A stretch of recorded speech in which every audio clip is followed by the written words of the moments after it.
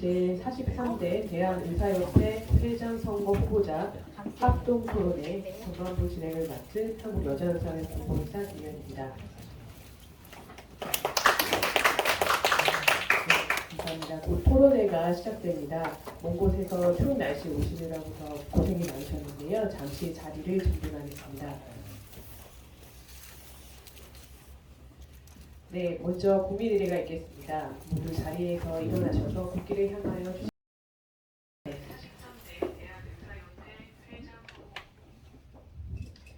국기에 대하여 경례.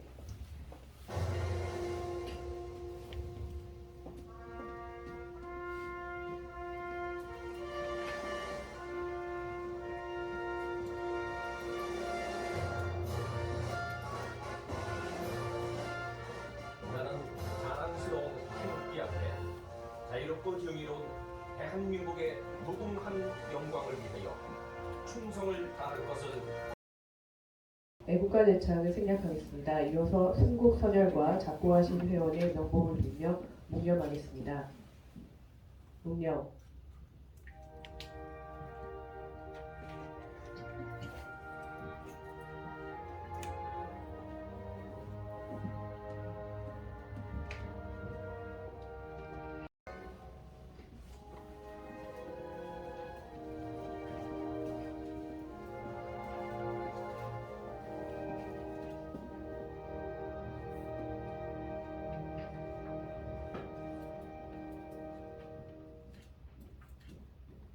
모두 자리. 다음으로 저희 한국여자의사회 홍순원 회장님의 인사 말씀 듣겠습니다.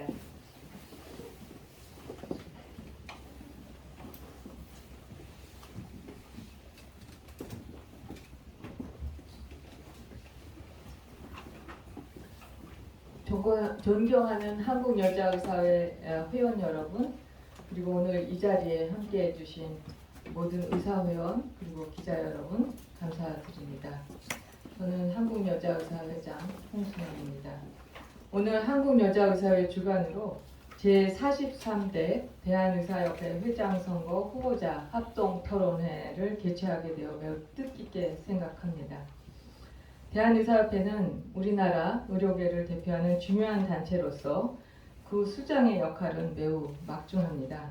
이번 선거는 의정 갈등 속에서 의료계 수장의 탄핵과 정부 수장의 탄핵에 기로해서 치러지는 선거로서 많은 첨예한 이슈가 있습니다.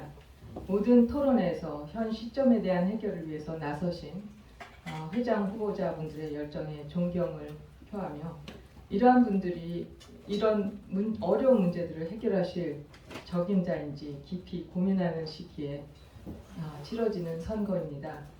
따라서 무엇보다도 지역적인 것보다는 큰 원칙을 세우고 그 원칙을 잘 수행할 능력이 있는 후보가 누구인지 현명한 우리 회원들의 지혜가 절실히 요구되는 상황입니다. 의료계의 현재와 미래를 결정짓는 중요한 기회이며 오늘의 토론회는 후보자들의 비전과 정책을 직접 듣고 평가할 수 있는 소중한 자리입니다. 특히 이번 토론회는 우리 한국여자의사회가 주관하기 때문에 좀 더 남다른 의미가 있습니다. 이번 의정 갈등 속에서도 아시다시피 정부와 사회가 여성 의사에 대한 불평등한 시각을 드러낸 만큼 의료계 내에서 여성 의사들의 역할과 권익에 대한 고려가 또한 필요한 그러한 시기입니다. 성평등, 성인지, 감수성이 후보자들이 매우 필요한 시기입니다. 이에 대한 정책과 비전을 듣는 시간을 가질 예정이니 주의 깊게 봐주시기 바랍니다. 이는 단지 여성 의사의 권익을 증진하겠다 하는 것이 아니고 전체 의사들의 권익과 명예를 높이는 일이라고 생각합니다. 현명한 판단을 하시는데 기준으로 삼으시길 바랍니다. 오늘 토론회를 통해서 각 후보자들의 정책과 비전을 명확히 이해하고 회원 여러분께서 현명한 선택을 하시는 데 도움이 되기를 바랍니다. 또한 이번 선거가 공정하고 투명하게 진행돼서 대한의사협회의 발전과 우리나라 의료계의 밝은 미래를 여는 계기가 되기를 기대합니다. 다시 한 번 더 오늘 이 자리에 함께해 주신 모든 분께 감사드리며 후보자 여러분의 열정적인 토론을 기대하겠습니다. 감사합니다.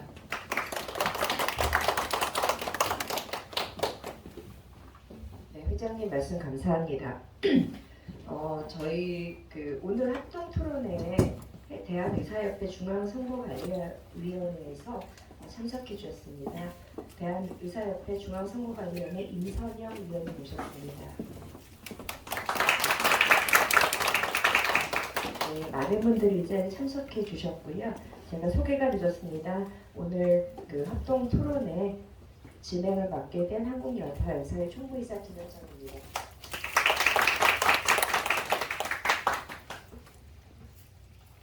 자, 이제 저희 진정한 토론을 시작할 예정인데요. 우리 다섯 분 후보자분들은 자리에 착석해 주시기 바랍니다.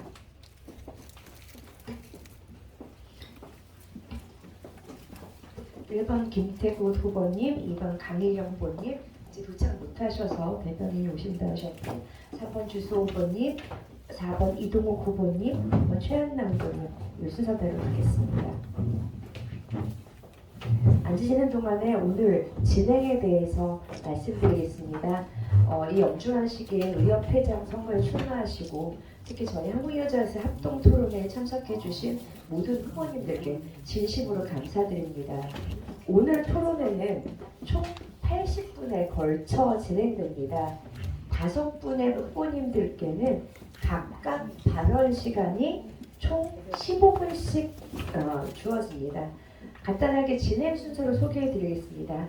각 후보님께서는 첫 번째 순서로 대표적인 성과 중심으로 자기소개를 해주셔야 됩니다. 각 후보님에게는 2분의 시간이 주어졌고 총 10분을 저희가 소요할 예정입니다. 이 순서가 진행이 되면 그 다음에는 핵심 공약에 대해서 역시 딱 2분만 사용해 주시면 될 것 같습니다. 한 10분 정도 소요가 될 거고요. 저희가 이제 미리 보내드린 공통 질의 2건에 대해서 각 2분씩 답변하는 그런 시간이 있을 거고, 저희 개별 질의가 또 2분씩 있습니다. 그래서 마무리 발언이 되는데요. 혹시 2분을 다 안 쓰시면 마무리 발언 시간이 좀 뒤에 간다라고 생각하시면 됩니다.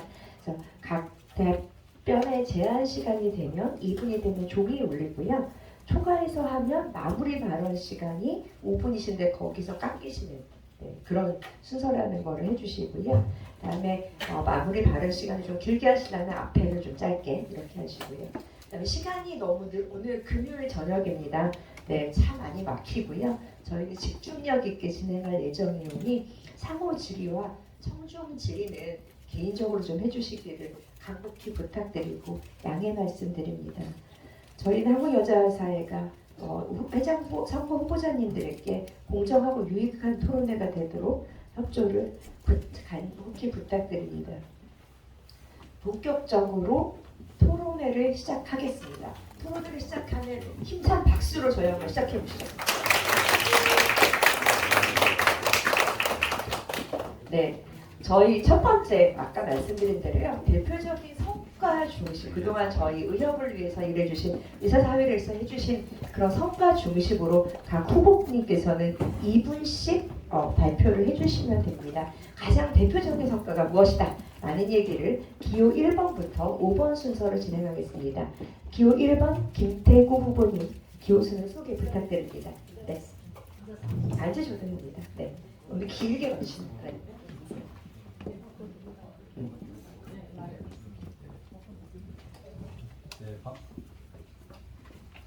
네, 반갑습니다. 협회장 후보로 출마한 기호 1번 김태구입니다. 우선 우리 여자의사에서 주관하는 토론회 준비해 주신 공성에 감사드리고, 우선 성과 위주로 말씀을 좀 해달라 하시니까 아마 올 고려 대란 사태에 비상대책위원장을 맡아서 현 사태의 문제점을 전 국민에게 알렸고, 또 의료계가 하나의 목소리를 낼 수 있도록 여기까지 올 수 있었던 초석을 다졌다. 저는 그것이 가장 큰 성과라고 생각하고 있습니다. 그 위에도 제가 저희 대한의사협회 회원분들이 어려울 때 언제나 저를 필요로 할 순간에 언제나 비상대책위원장으로서 활동했었고, 단합된 의사 협회의 모습을 보여왔다. 그렇게 좀 자랑스럽게 말씀드릴 수 있습니다. 어쨌든 오늘은 어정살 상황에 대한 예측과 해결 방안을 제시하는 자리이기도 하고 또 특히 여자 의사회원 권익에 대한 문제, 진단, 앞으로의 방향 그리고 제가 협회장이 된다면은 폐물을 어떻게 녹여낼 것인가에 대한 아마 그런 제가 제안이나 대안을 제시하겠습니다. 그래서 여러분의 선택을 받을 수 있도록 노력할 것이고 저는 사실 어머님을 통해서 훌륭한 의사가 되었고 부인을 통해서 멋진 의사가 되었다고 생각하고 있습니다. 오늘 여자 의사의 선후배님의 도움으로 존경받는 협회장이 되고 싶습니다. 감사합니다. 네, 감사합니다. 30초 세이브 하셨습니다. 꼭 적금해서 나중에 30초 도와드리겠습니다. 그러면 저희 2번 후보님의 말씀을 듣겠습니다. 그래서 못 오셔서 대변인이 오셔서 하승진 선생님이라고 하셨습니다. 네, 말씀해 주시기 바랍니다. 안녕하십니까. 존경하는 한국 여의사 회원 여러분 그리고 찾아주신 기자 여러분 반갑습니다. 사실 또 이번 강희경 후보가 인사드려야 되는 자리인데 대리 참석하게 된 대변인 캠프 대변인을 맡고 있는 하은진입니다. 후보께서 전주에서 오후 3시에 고속버스를 타셨는데요. 교통 상황이 여의치가 않아서 도착 시간이 좀 많이 늦어지고 있는 것 같습니다. 그래서 제가 참석하게 되었습니다. 양해 말씀 부탁드립니다. 이는 역시도 어떻게 보면 지역의 상황에 대해서 잘 모르고 있었다는 반증이기도 하다고 생각하시는 모양입니다. 그래서 매우 죄송하게 생각한다고 꼭 다시 한번 말씀해 달라고 하셨습니다. 기존의 질문에 대한 답변은 후보께서 작성하여 주신 것을 제가 대독하는 것이고요. 향후에 추가적인 질문에 대한 답변은 캠프의 공약과 정책 방안을 바탕으로 말씀을 드리겠습니다. 강희경 후보는 얼마 전까지 진료, 교육, 연구만 하던 소아청소년과 콩팥병을 전공하는 대학 교수입니다. 강희경 후보의 커리어의 목표는 극복 신증후군이었다고 합니다. 단백뇨와 부종을 증상으로 하는 전국의 어린이들을 위한 전국의 소아심장 전공 성악과 선생님들과의 네트워킹 그리고 공동 연구를 통해 우리나라 소아심장학회를 세계에서 인정받는 그룹으로 만드는 데 최선을 다해 오셨습니다. 그것이 유일한 꿈이자 고민이었다고 하십니다. 하지만 지금은 우리나라의 의료를 바로 세우는 것이 평생의 목표가 되셨습니다. 신증후군이든 당뇨든 우리나라의 모든 환자들이 제대로 치료받고 의업을 하는 우리도 행복할 수 있는 시스템을 만드는 것이 저희 후보님의 목표가 되셨습니다. 존중과 연대, 상생의 의료 시스템을 만드는 것이 저희 후보님의 목표입니다. 그간 동료 선 후배님들께서 무던히 노력해 오신 것과 같은 목표가 아닐까라고 생각을 합니다. 그 목표를 이루기 위해서는 의협이 달라져야 된다고 생각을 하는데요. 역시나 많은 분들께서도 의협의 변화를 기대하고 계실 거라고 생각합니다. 죄송스러운 말씀이지만 후보님을 비롯한 교수님들이 의협 활동에 사실 무관심해왔던 것이 사실입니다. 그러면서도 의협의 대표성을 의심받는 현 상황에 일조해 왔다고 생각하시는 면도 있기 때문에 반성하고 계십니다. 그래서 더 이상 이렇게는 우리 의료를 살릴 수 없다고 생각하기 때문에 지난 20여 년간 제대로 된 의대 교수가 되기 위해 노력해 왔다고 한다면 앞으로는 우리나라 의료를 제대로 살리는 데에 일조하고자 여의사회와 그리고 대한의협을 위해서 뛰겠다고 말씀 주셨습니다.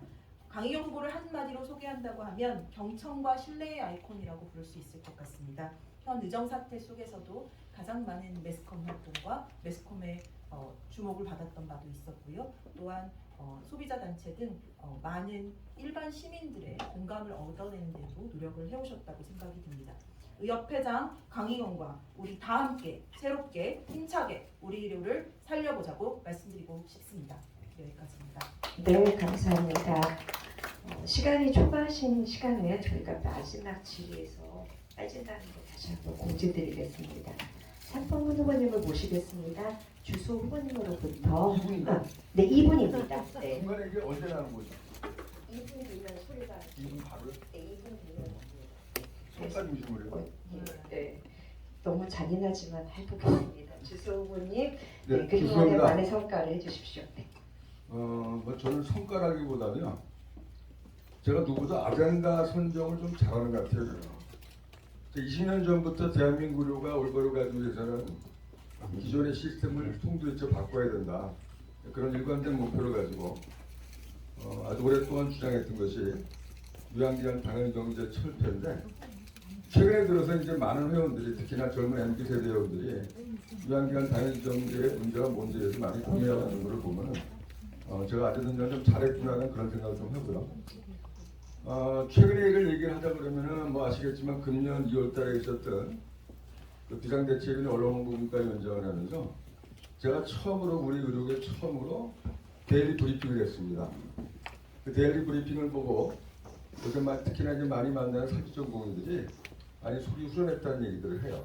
우리 의료계의 목소리를 저는 우리 언론을 통해서 국민들에게 시원하게 설명했다고 이렇게 말씀드릴 수 있을 것 같고요. 예전에 의협회장 하면서 이제 제가 이뤘던 성과들이 많이 있었는데 그 성과들이 잘못 전달돼서 거꾸로 제가 이제 응해받는 부분들이 있는데 대표적인 하나 말씀드리겠습니다. 저에게 있는 오해 중에 하나가 주소가 회장일 때 한방협진을 이루어졌다 이렇게 말들을 해요. 내용을 들여다보면은 잘못 알고 있는 거예요. 현재 한방협진이 이루어지는 건 병원급이거든요, 이게. 제가 회장일 때 의료법 개정안이 뭐가 나냐면 의치한 협진에는 의료법 개정안이 나온 거예요. 그래서 의원급에 대해서는 의사협회에서 막았기 때문에 현재 아신 것처럼 1차 의료기관에서 협진이 안 되고 있는 거예요, 이게. 그래서 막은 거거든요, 그걸. 근데 저에 대해서 이제 저에 대해서 의미하는 분들이 병원에서 이루어지는 한방협진을 제가 마치 이제 열어준 것처럼 오해하고 있는데 어쩔 수 없이 당시 병원협회에서는 그 한방협진을 찬성했었기 때문에 현재 한방협진은 의협부터 제가 막은 거고 병원급에서는 이루어진 거다 이렇게 말씀만 드리고요. 하나만 더 말씀을 드리겠고요. 나중에 그 시간을 타감을 하면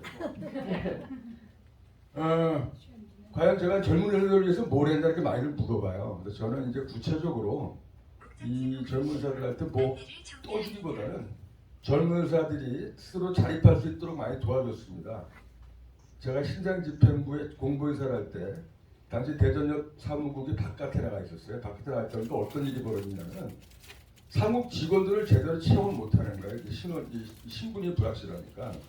그래서 제가 그때 주도해서 대전역 사무국을 의협으로 들어오게 함으로써 대전역 직원들이 의협에 준 직원으로 채용됐기 때문에 이 직원들의 신분이 보장이 돼서 대전역이 잘 유지가 됐고요. 또 저 때부터, 그러니까 제가 공보이사 할 때부터 대전역 회장이 의협의 정책이사로 그때부터 활동하게 됩니다. 그리고 제가 회장일 때 공약으로 내세웠던 게 대전역 말고 이제 공보이사들도 많이 어려운 상황이기 때문에 제가 회장일 때 대공협 회장들을 정책에서 임명을 해서 그때부터 제가 쭉 오게 됐던 거고요. 그리고 제가 회장일 때 대전역의 그 회비 납부율이 낮아서 대전역 자체 회비 납부율이 낮아서 굉장히 재정적으로 어려웠어요. 그래서 제가 16개 시도회장들의 도움을 받아서 16개 시도회장들이 시도의 관할에 있는 병원장들에게 부탁을 해서 당시 대전역 회비들을 많이 걷어서 재정적으로 상당히 안정적으로 했다는 부분까지 말씀드리고 나머지는 추후에 또 설명드리겠습니다. 네, 감사합니다. 1분 30초 저희 나중에 차감하도록 하겠습니다. 제가 이렇게 처음부터 시간을 타이트하게 하시는데 후보님, 안지님께서 많은 말씀을 해주고 싶은 거 저는 충분히 이해합니다. 하지만 저희가 같은 시간으로 충분히 전달할 수 있기를 간곡히 부탁드리며 4번 후보이신 이동호 후보님께 그동안의 성과에 대한 소개를 부탁드립니다.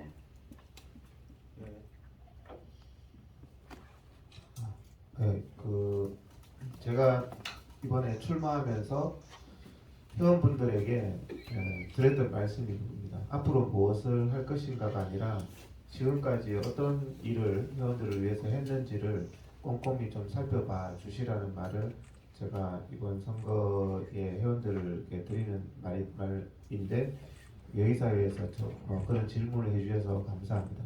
항상 선거철만 되면 장밋빛 말들을 하지만 당선 다음 날부터 매우 실망스러운 모습을 보였던 게 지금까지 의사협회의 모습이었습니다.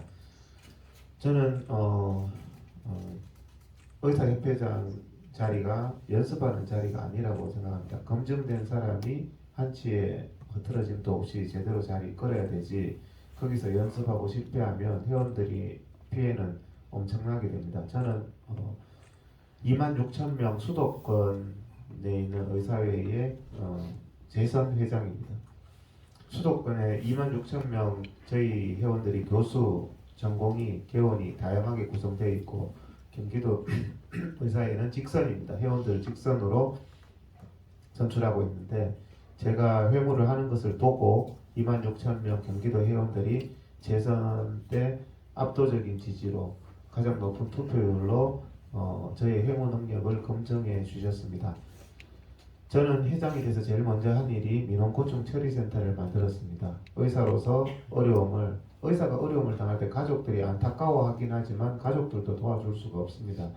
그런 어려움을 우리는 해결해 주겠다 해서 지금은 전국에서 가장 모범적인 회원 민원고충 처리센터로 소문이 나서 타 지역 회원들까지 많이 찾고 있습니다.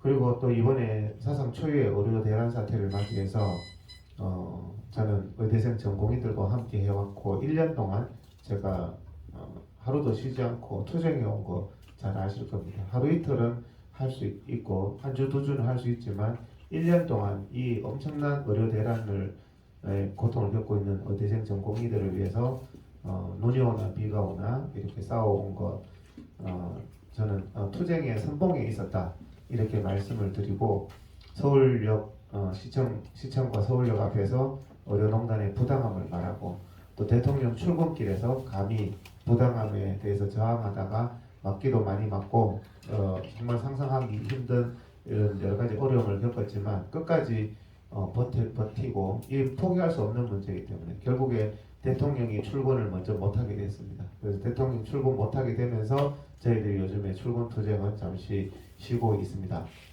전공의에 대한 경제적인 지원도 저는 모든 사람들이 경찰의 처벌이 두려워서 전공의에 대한 지원을 주저할 때 회장이 책임지겠다 하면서 지금까지 100억 이상 전공의들을 경제적으로 지원해 왔습니다.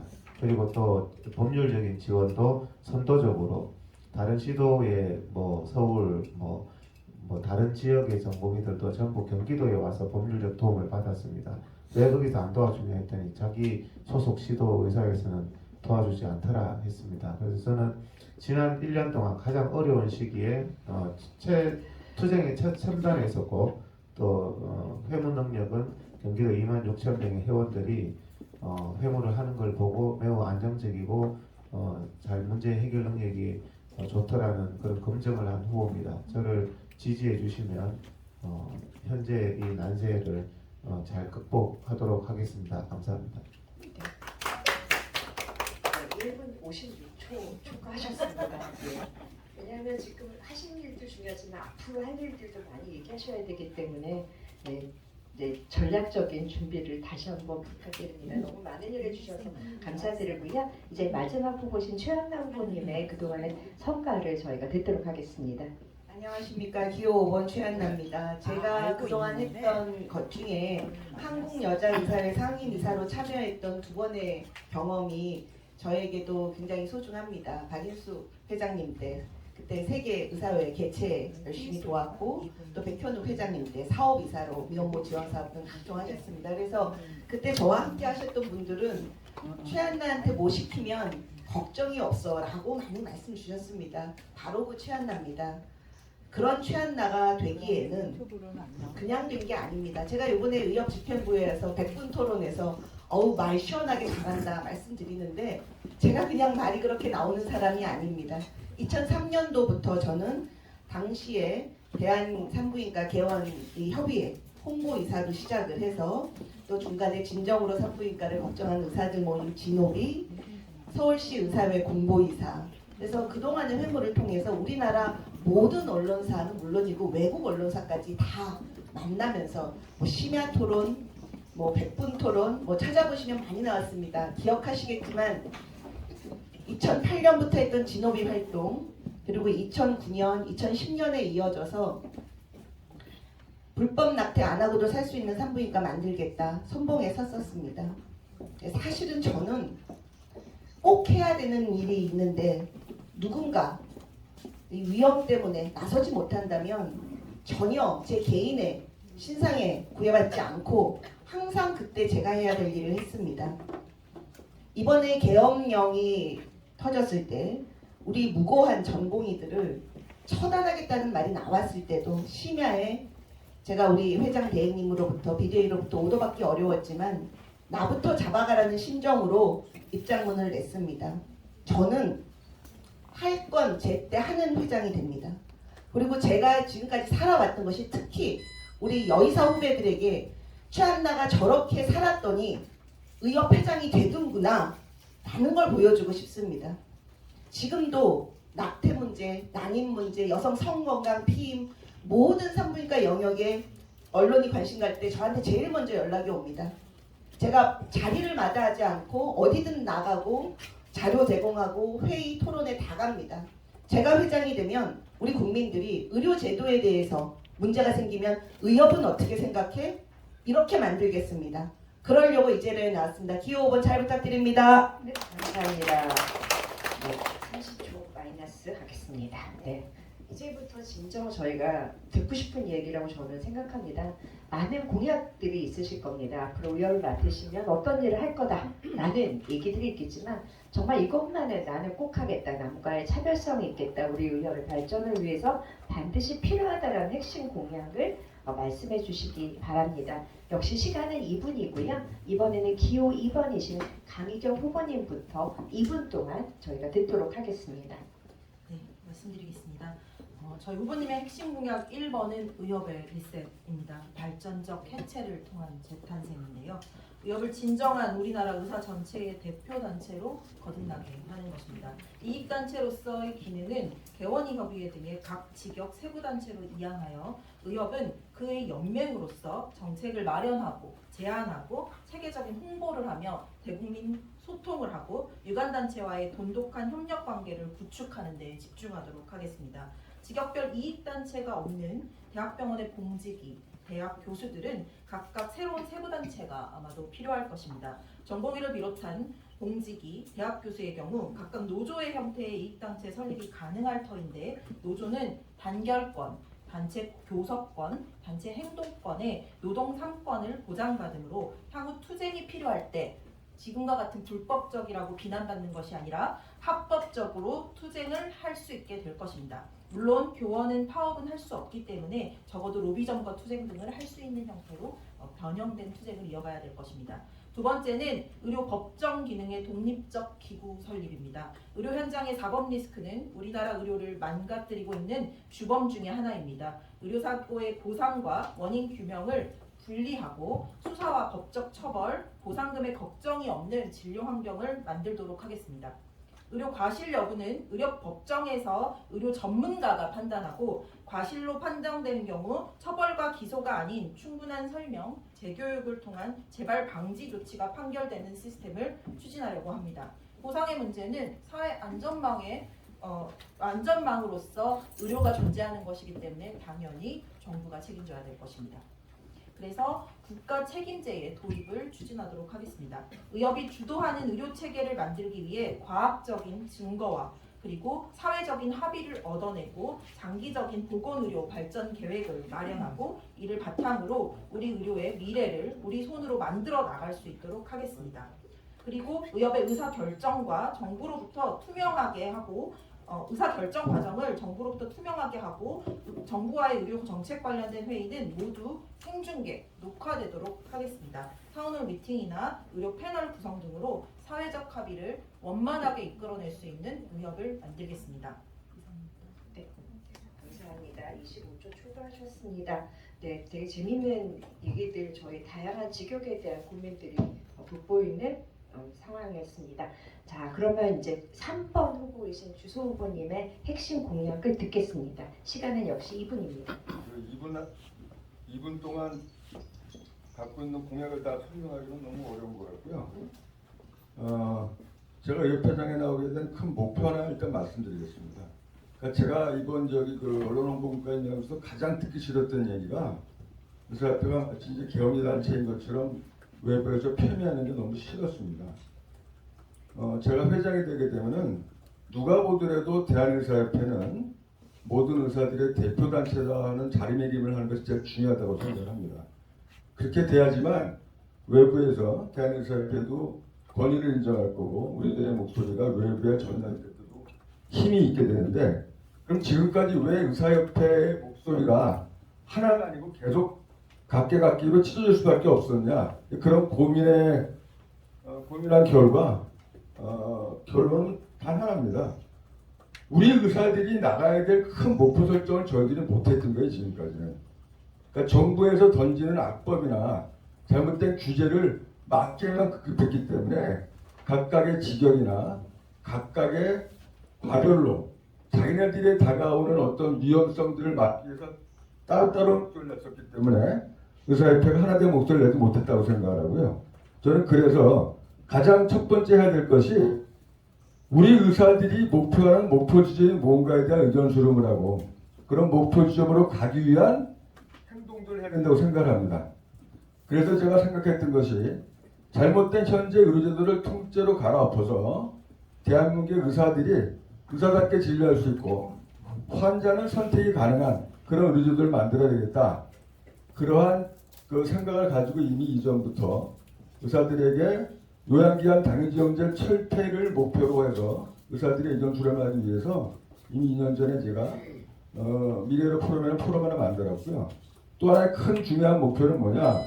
대한민국이 횡행하고 있는 사이비 의료를 퇴치해야 되겠다. 그 중에는 이제 구체적으로 한방 문제가 포함되는데 우리 의사들이 진짜 국민들에게 건강 지킴이의 마지막 보배를 아껴주기 위해서도 우리 의료계 내에서도 마찬가지고 의료계 바깥에 있는 전혀 검증되지 않았을 뿐만 아니라 안전성이 담보되지 않은 그런 사이비 행위들을 막아야 되겠다.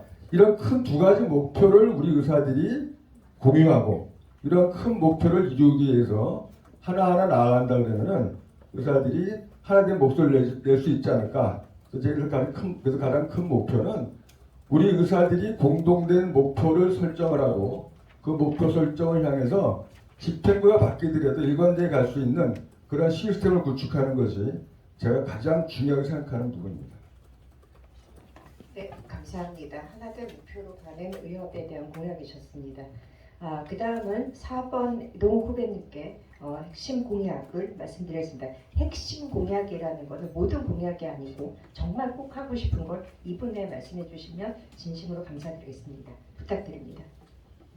예, 현재 가장 시급한 문제인 의료농단, 사법농단 문제를 가장 잘 싸울 수 있는 후보인 제가 해결하도록 하겠습니다. 두 번째는 전공의들에 대한 멘토 멘티 프로그램 전공의들이 안전하게 돌아갈 때까지 전국적으로 확대하겠습니다. 그리고 또 경기도 26,000 회원들을 보호해왔던 회원 민원고충 처리센터를 전국적으로 확대해서 전국 회원들의 진료실을 든든히 지키겠습니다. 그리고 회원들이 많이 걱정하고 있는 비급여 실손 문제 그리고 수탁검사 문제를 과감히 그런 규제들을 혁파하겠습니다. 그리고 면허 취소법 그리고 면허 재교부가 안 되는 이런 부분을 개선하도록 하겠습니다. 필수 의료 살리기를 반드시 해서 필수 의료를 하시는 분들의 상대적인 박탈감을 없애겠습니다. 그리고 또 교수님들이 요즘에 많이 힘들어하십니다. 교수님들의 어떤 근무 환경이라든지 여러 가지 지금 어려운 사정들에 대해서 적극적으로 의사협회가 개입해서 교수님들의 의사협회의 참여를 좀 확대되도록 그렇게 노력하겠습니다. 감사합니다. 네, 감사합니다. 45초 세이브하셨습니다. 네, 다양한 지원에 대한 말씀을 주셨습니다. 5번 후보이신 최한나 후보님께 핵심 공약 부탁드리겠습니다. 네, 의료 사태에 대해서는 공통 질의에 있어서 다음에 말씀을 드리고 제가 하고 싶은 의협은 젊고 유능한 의협으로 단일 대우를 회복하는 것입니다. 지금 더 이상 실기할 수 없습니다. 지난 6개월 동안 결국 의협의 리더십이 부족했기 때문에 우리가 내부의 힘을 모아서 정부를 상대하기도 힘들었는데 그것이 안 됐던 것 무엇을 해야 되는지 제가 제일 잘 알고 있습니다. 젊은 의사들이 더 이상 의협 밖에서 의협에 요구하는 객체를 머무는 것이 아니라 실질적으로 집행부에 들어와서 결정하고 실행하면서 세대 간의 지혜와 힘을 모으는 의협이 되도록 하겠습니다. 또 국민들의 신뢰를 회복하는 의협이 되겠습니다. 우선 면허관리원 지금 집행부가 추진하는 거 더욱 힘있게 추진하고 윤리위원회 권한도 확대해서 잘못된 것은 바로 잡는 우리 스스로의 자정 기능을 하면서 국민들의 신뢰를 회복하도록 하겠습니다. 또 정부와의 협상 과정을 투명하게 하기 요구하고 있습니다. 그 전에 우리 의협 회모부터 투명하게 하겠습니다. 중요한 회의는 원하는 회원들, 그 전공의들, 학생들 그 전에도 참관을 허용해 왔습니다.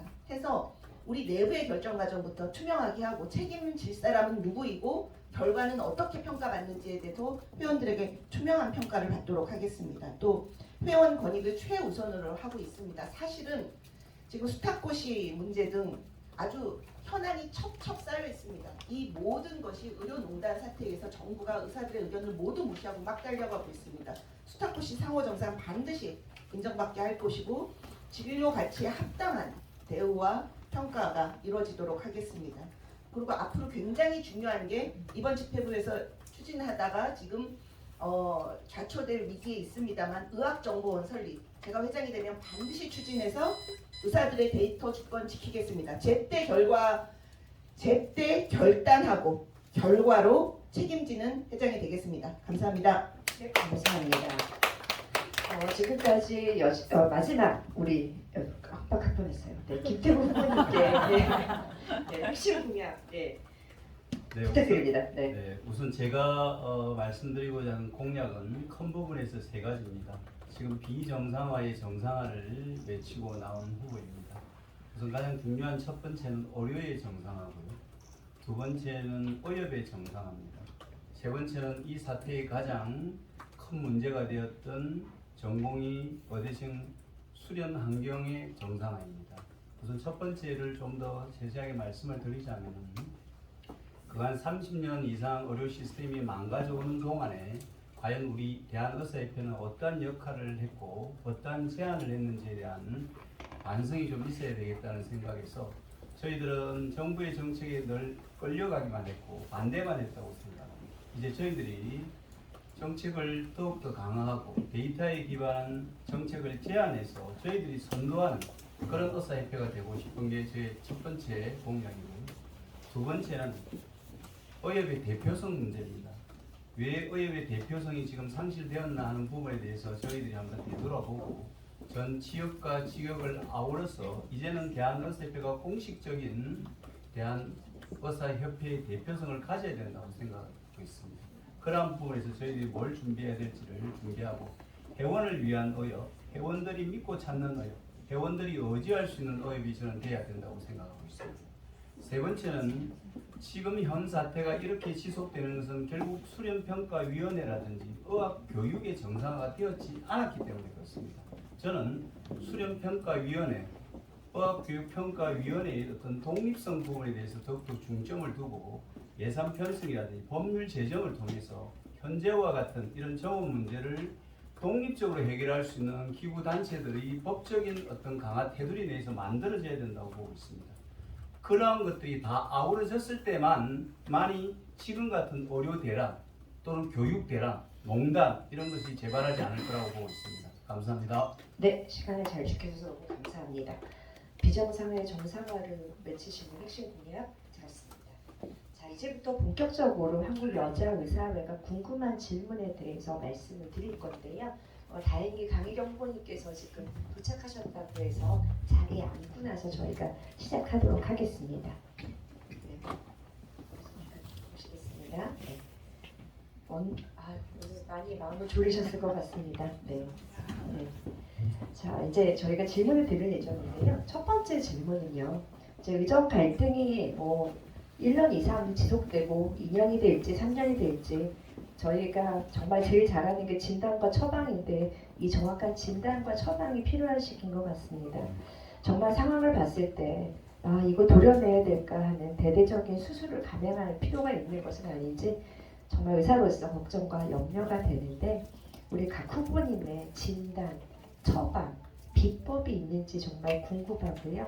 도대체 무엇이 시급한 것이고 각 후보님께서는 우선순위를 어떻게 생각하고 계시는지 우리 의협 회장이 되시면 이 임기 내에 어떻게 구체적으로 대응하실지를 상세하게 말씀해 주시면 되겠습니다. 예를 들어서 투자인 기구를 상설화해서 정부의 대정부 투자행을 할 것이냐, 두 번째는 지금 소위 말하는 악법이라고 하는 간호법, 방문 제한 물리치료사법이 이미 국회를 통과한 것에 대해서 뭐 한의사들이 의사용에 침범하는 것에 대해 어떻게 선제적으로 대안을 마련하고 전략을 세울 건지, 또 하나는 의료가 이제는 민영화를 생각할 정도로 양극화의 기피과 문제들이 아주 첨예하게 지금 문제가 대두되는 것 같습니다. 이러한 저희가 1년 동안 앞으로 더 의정 갈등 상황에 대한 예측과 해결 방안, 비법, 수술법에 대해서 듣겠습니다. 이번에는 기호 3번이신 주수 후보님부터 시작하겠습니다. 역시 시간은 2분입니다. 이 질문지를 보고 굉장히 고민을 많이 했어요. 마이크가 안 돼가지고. 이 사태 처음으로 돌아가 볼게요. 이 사태 처음에 시작되게 된 것이 대한민국의 의사가 부족하다 그래서 의대 정원을 늘려야 된다는 것에서 시작됐는데, 과연 제가 생각하는 처음으로 도발하는 게 뭐냐? 그러니까 정부가 처음에 이제 의대가 부족하다고 했던 이유는 OECD 국가에 비해서 1000명당 의사 수가 부족하다는 하나와, 또 하나는 소아과 오픈런, 응급실 뺑뺑이, 지역의료 붕괴, 이런 것들이 정부는 진단하기를 의사 수가 부족하다고 진단했기 때문에 그 진단에 따른 처방은 그래서 의사 수를 늘리기 위해서 의대 정원을 늘리자 했습니다. 근데 우리 의사들은 알고 있었어요. 이게 의사 수의 부족에 생긴 것이 아니라 그동안 누적된 잘못된 의료 제도의 문제가 오늘의 본물처럼 터졌기 때문에 이 의사 수가 부족할 것처럼 보이는 응급실 뺑뺑이니 소아과 오픈런이니 지방의료 붕괴는 숫자의 문제가 아니라 제도의 잘못된 문제다. 이 제도를 고치는 것이 우선이다. 이 제도를 고치게 되면은 현재 의사 수는 절대로 부족하지 않다가 우리들의 솔루션입니다. 아시는 것처럼 대한민국의 의사가 부족하다는 근거가 OECD 대비 의사 숫자가 적다는 것 말고 하나도 없어요. 왜? 대한민국이 전 세계에서 모든 국민들이 의료기관 이용률이 가장 많고 이번 횟수도 일본 다음으로 2번으로 많을 뿐만 아니라 그러한 의료기관을 이용하는 것에 따른 국민들의 건강의 또한 평균 수명이니 영아 사망률이니 회피 가능 사망률이 전 세계 탑급의 건강 수준을 자랑하는 나라입니다. 과연 이런 나라가 의사가 부족하다는 게 말이 되느냐? 옳지 않다. 그래서 우리들의 처방은 현 사태에 대한 처방은 제대로 고치하는 겁니다. 그럼 과연 문제는 이런 제도를 고치기 위한 우리들의 솔루션과 정부가 말하는 의대 정원 직원을 늘려야 된다는 이런 솔루션이 부딪혔을 때 어떻게 이 문제를 해결할 것인가 제일 중요한 건데, 여태까지 우리 의사들이 이론이 부족하거나 논리적으로 딸려서 정부의 정책에 밀렸던 게 아니라고 저는 생각을 합니다. 다만 힘이 부족했던 거죠. 힘이라는 것이 꼭 일어나서 우리들이 무슨 어떠한 국민들을 불편하게 하는 그러한 집단 행동만이 힘이 아니라, 제가 생각하는 가장 큰 힘은 여러분 누차 강조해서 말하지만 우리 전차 의사들이 하나의 목소리를 내는 것이 가장 중요하다고 생각을 합니다. 말이 나왔으니까 이 두 번째 문제는 잠깐 짚고 넘어가도록 할게요. 제가 아주 오랫동안 집착했던 문제 중에 하나가 이제 한방의 문제인데, 이 한방의 문제를 우리가 어떻게 해결할 것이냐? 저는 한방보험 분리를 주장하는 것이 상당히 설득력 있다고 생각을 합니다. 제가 궁금했던 것 중에 하나가 과연 대한민국 국민 중에서 연간 한방 의료기관을 이용하는 국민이 몇 %인지 궁금했었는데, 금년 초에 제가 그 공단에 공식적으로 질의를 통해서 그 데이터를 뺐습니다. 데이터를 봤더니 최근 5년 동안 거의 변화 없이 우리나라 국민들의 20%만이 한방 의료기관을 이용을 하고 우리 의료기관 이용하는 국민들은 거의 100%예요.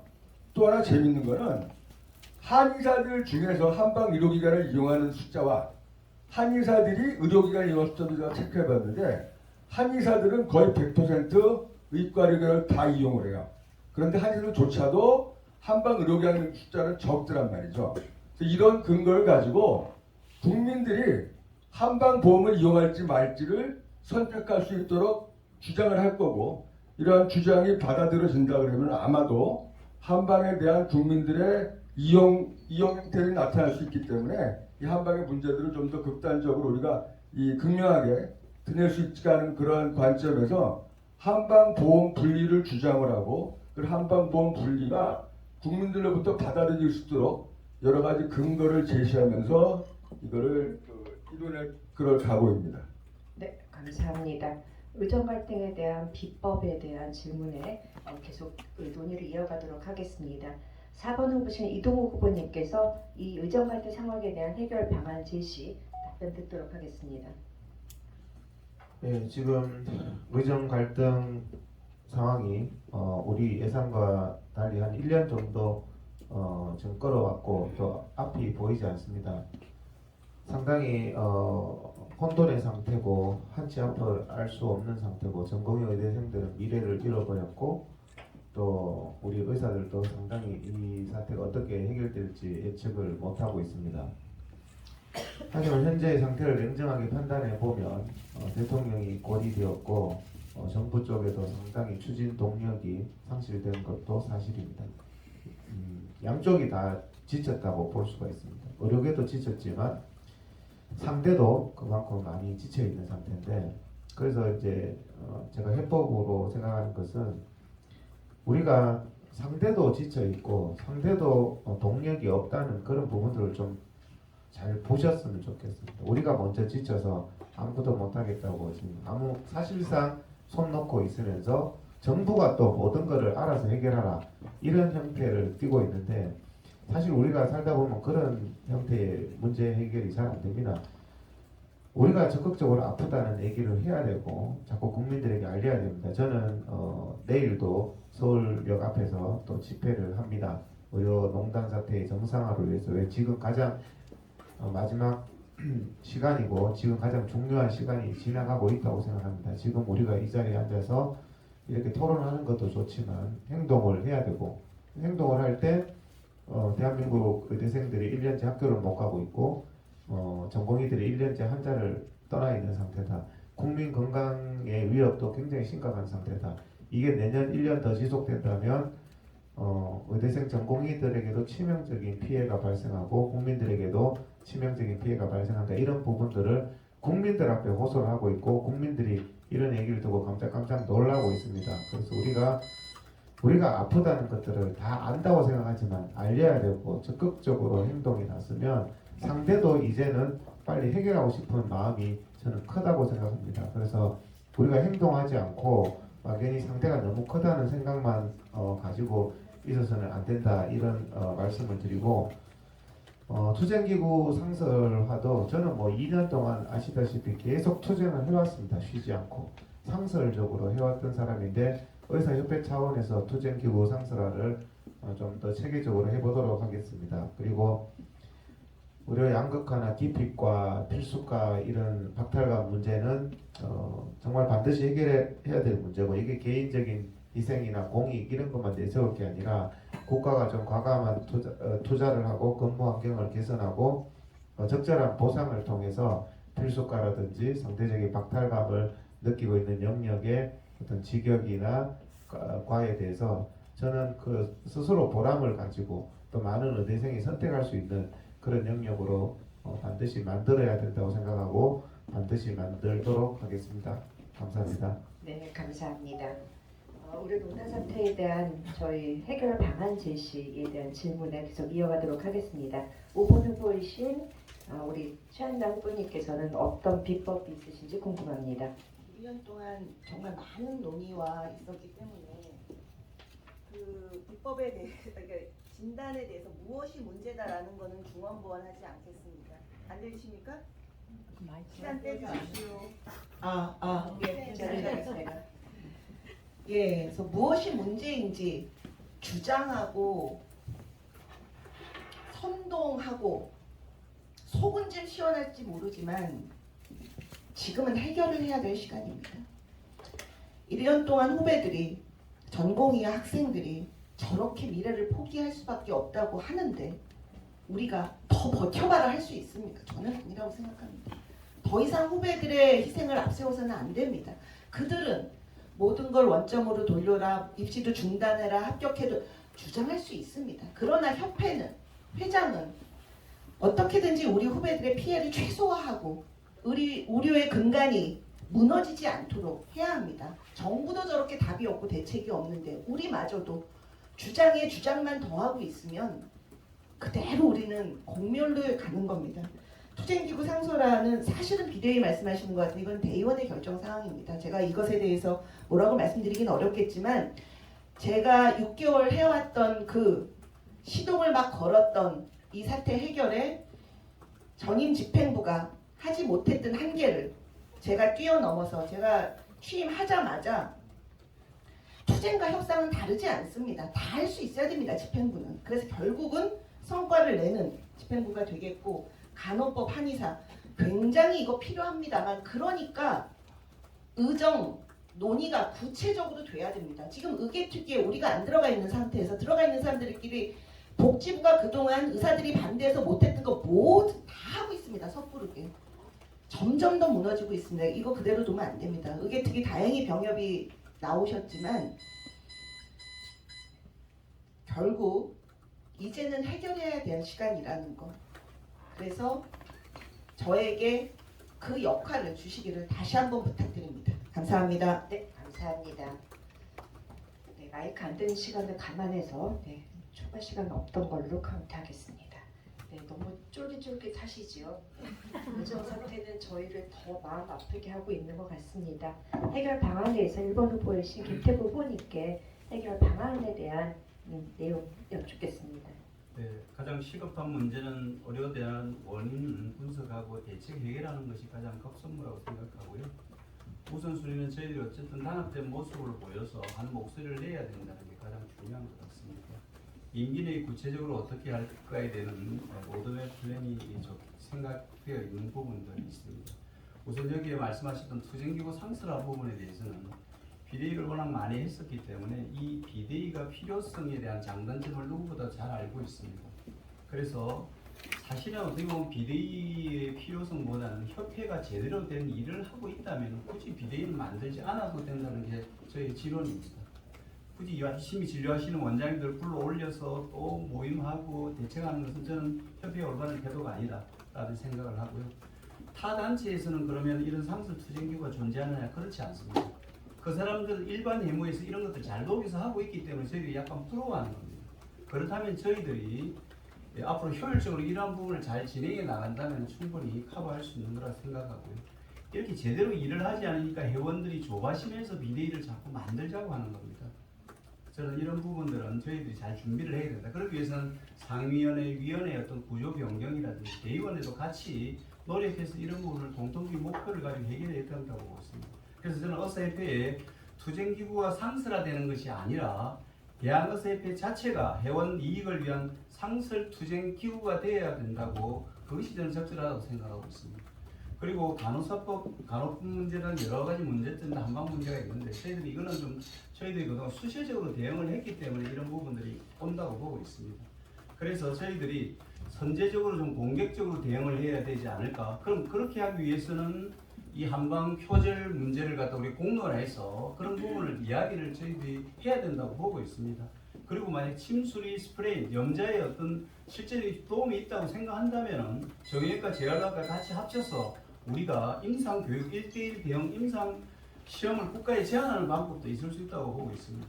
그래서 공격적인 대응을 통해서 우리가 신뢰를 확보하고 그렇게 국민에게 된 실상을 알려나가야 된다고 보고 있습니다. 간호법도 업무 영역에 대한 침탈일 수 있죠. 그렇지만 지금 현재 통과된 사항에서는 전문 간호사 협회에서 다 가져가려고 하고 있습니다. 그러면 우리가 회원의 최대 이익을 어떻게 가져올 것인가? 그런 영역 방어와 함께 우리가 새로운 영역을 저희들이 개척해서 회원의 이익을 가져가야 된다고 보고 있습니다. 이러한 부분에 제가 더욱더 치중하겠다는 말씀을 드립니다. 네, 감사합니다. 이제 마지막으로 강희경 후보님께서 저희 이 의정 갈등 상황에 대해서 어떻게 진단하시고 그것에 대한 처방이 어떠신지 들어보도록 하겠습니다. 네, 늦게 와서 다시 한번 죄송합니다. 처방 진단이야 다들 사실 마찬가지로 알고 계실 거라고 생각하고요. 다만 올해 2월 이전으로 돌려놔라. 그것이 답은 아니라고 생각합니다. 왜냐하면 우리 지금의 문제는 이제 장기적인 문제가 있고 단기적인 문제가 있고 두 가지일 텐데요. 일단 우리나라 의료가 무너지고 있었다는 그것이 일단 근본적인 문제라고 생각합니다. 이 의료를 제대로 세워야 이런 문제가 다시 생기지 않겠죠.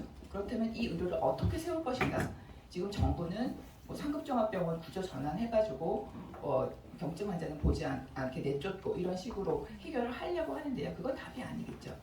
1차 의료, 지역 의료 강화하고 그 1차 지역 의료에서 그 의사가 리더가 되는 커뮤니티 케어를 함으로써 1차 지역 의료에서 환자분들이 만족했을 때 그 상급종합병원으로 갈 미래가 없어지고 그러면 상급종합병원은 덜 붐비게 되고 자연스럽게 상급종합병원의 구조 전환이 이루어지는 그런 시스템을 만들어야겠죠.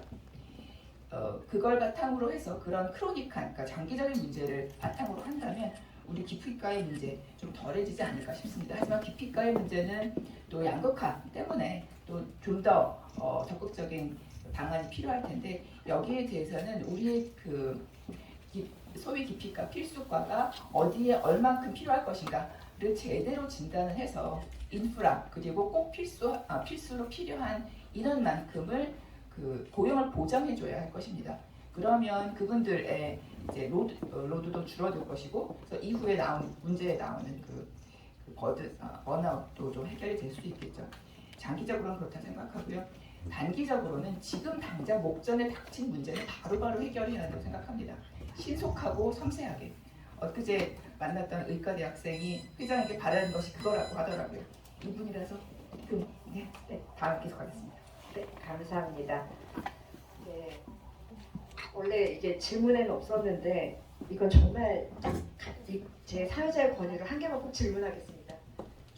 아니요, 다요. 네, 제가 이 의정 사태를 보면서 가장 불안했던 것 중에 하나가 내년에 의사 수의 추계, 군의당 포함해서 각 후보 캠프에서는 어떻게 예측하는지 숫자를 제시할 수 있는지 없는지에 대해서만 이번에는 저희 지금 이거는 그냥 순서대로 1번 후보님께 물어보겠습니다.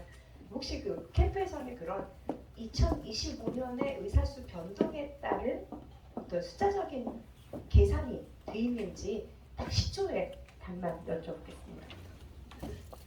25년도 정시 모집, 수시 모집 이야기보다는 어쨌든 정부가 이 문제를 발생했기 때문에 저는 원점 재검토가 맞습니다. 근데 만약에 25년도가 정시까지 픽스돼서 간다면은 26년도는 감축해야 됩니다. 저의 생각과 캠프 생각입니다. 네, 알겠습니다. 네.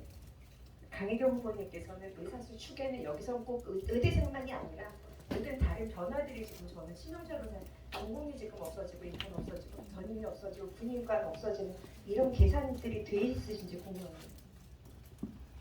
그 계산을 사실 지금 하기는 굉장히 어려울 것 같습니다. 우리가 결정할 수 있는 것은 2026학번, 7학번의 그 미래의 의사수를 우리가 어떻게 추정할 것인가는 추정할 수 있겠죠. 그 캠프에서는 아니지만 어쨌든 그 서울대병원 교수 비대위에서의 연구로는 당장 증원이 필요 없다 결론이 납니다. 3번 주소훈 님께 여쭙겠습니다. 2025년도 수지 정시가 다 뽑혔다 그러면 2026년 일단은 2026년도에 일단 뽑지 말아야 될 것이고요. 그 당시에 이제 우리가 그 시점에서 알아야 될 건 뭐냐면 2024학번과 2025학번 중에서 남자들이 군대 갈 사람들이 몇 명인가 우선 검토를 해봐야 될 거예요. 어쨌든 간에 2026년도에는 2024학번과 2025학번들이 한꺼번에 공부를 할 수 없기 때문에 2026년도는 모집을 하지 않아야 될 것이고, 그 이후에 2025학번이 1,500명의 인원수가 늘어났다면 그 인원수들은 2027년도부터 3년이 걸리건 5년이 걸리건 걸쳐서 1,500명을 빼야 된다고 생각하는 게 제 생각이고 우리 캠프의 생각입니다. 네, 감사합니다. 4번 후보님께 여쭙겠습니다. 예, 전공의가 이제 전문의가 안 나오고 의사가 안 나오는 문제는 빨리 이 문제가 해결돼야 되는 문제지 의대 정원하고는 관계 있는 문제는 아니라고 생각합니다. 의대 정원을 한다고 해서 뭐 의사가 나오고 전문의가 나오는 것은 최소 뭐 10년 정도 지나야 되는 문제이기 때문에 지금 당장에 이제 이 의료 대란 사태로 인해서 의대생이 안 나온다든 의사가 배출 안 된다거나 전문의가 배출 안 되는 사태는 뭐 다른 정부가 자초한 문제라고 생각을 합니다. 이제 의료 인력은 100년지 되겠는데 의료 인력 추계에 대해서는 지금 뭐 OECD 최고의 의사 증가 속도율과 인구의 급격한 감소 이런 것을 통해서 마땅히 감소돼야 되는 건데 이제 2025년도에 의대 정원을 강행한다면 그 7,500명 교육 문제부터 시작해서 심각한 저는 문제가 생길 거라고 생각하고 그런 교육 문제나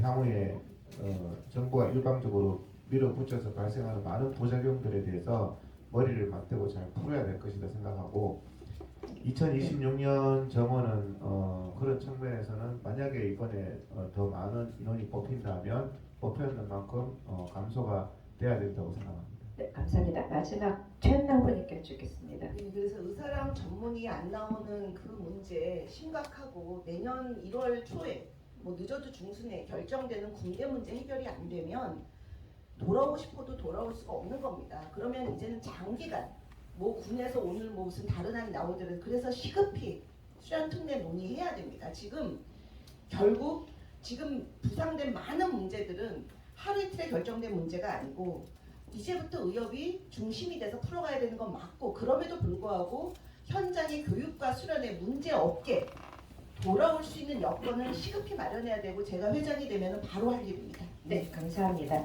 기습 질문을 드려서 너무 죄송하지만 제가 다섯 후보님께 꼭 궁금했던 점이어서 사회자의 권유를 한번 해봤습니다. 네, 두 번째 저희 질문 드리겠습니다. 여기는 한국여자의사회입니다. 한국여자의사회에서는 여자의사회원 권익에 대한 문제, 뭐 감수성 뭐 이런 대한 질문들을 좀 하겠는데요. 과거에 여자의사가 하면 전체의 30%도 미치지 못했습니다. 최근에 뭐 40대는 33%, 20대는 37.5%의 분들이 여자 의사로 계속 성장하고 있는 추세입니다. 저희는 뭐 가족의 일원, 의협의 일원, 가장으로서 어떤 때는 그 여자 의사들은 기존 남성 중심의 의료 현장에서 어려움을 마주하고 있습니다. 저희 한국 여자 의사만 드릴 수 있는 질문이라고 생각하는데요. 후보님들께서는 의료 현장 안팎으로 경험하고 있는 아니면 파악하시고 있는 여자 의사 회원들이 뭐가 어려울까라는 것은 어떻게 이해하고 계시고 그에 대한 해결책이 어떻게 있으시고 결국은 대한의사협회 회무에는 어떻게 반영하시겠냐는 질문을 드리고 4번이신 이동욱 후보님부터 답변을 듣도록 하겠습니다.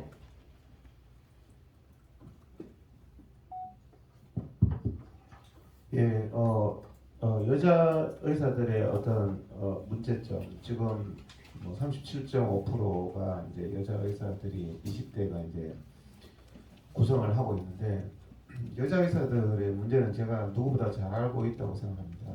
왜냐하면 제 아내가 여자 의사이기 때문에 진료를 다 하고 사실 가정에 출산, 육아, 자녀 교육 문제 또 퇴근해서 거기에 또 엄청 신경 쓰고 남편이라는 사람은 거기 별로 관심이 없고 좀 이런 가부장적인 문화 속에서 일은 일대로 해야 되고 또 자녀 교육이나 또 자녀의 진로나 자녀의 어떤 여러 가지 문제들을 또 동일하게 고민해야 되는 이런 문제에 있어서 여성 의사들에 대한 어떤 배려가 상당히 부족하다. 저도 안타깝다는 생각을 많이 하는데요. 그만큼 이제 여성에 대한 배려를 해야 되는데도 불구하고 지금 우리 의사협회 내에서도 이런 문제들이 잘 배려가 되지 않고 있습니다. 우리 한국 여자 의사회가 이제 정관상 단체가 최근에 됐잖아요. 그 정관상 단체가 되는데 제일 힘을 썼던 사람이 접니다. 그래서 계속 제가 주장을 하고 지금 또 여성과 관련된 뭐 성에 대한 문제나 이런 게 의사들의 윤리 문제가 많은데 한국 여자의사회 추천 의사협회 윤리위원이 한 명도 없습니다. 그때 제가 대한의사협회 총회 때 저는 이거 안 된다 강력하게 주장을 했던 유일한 후보인데 나머지 분들이 다 반대해서 결국에 여성 윤리위원이 지금 여자의사 윤리위원이 없는 상태입니다.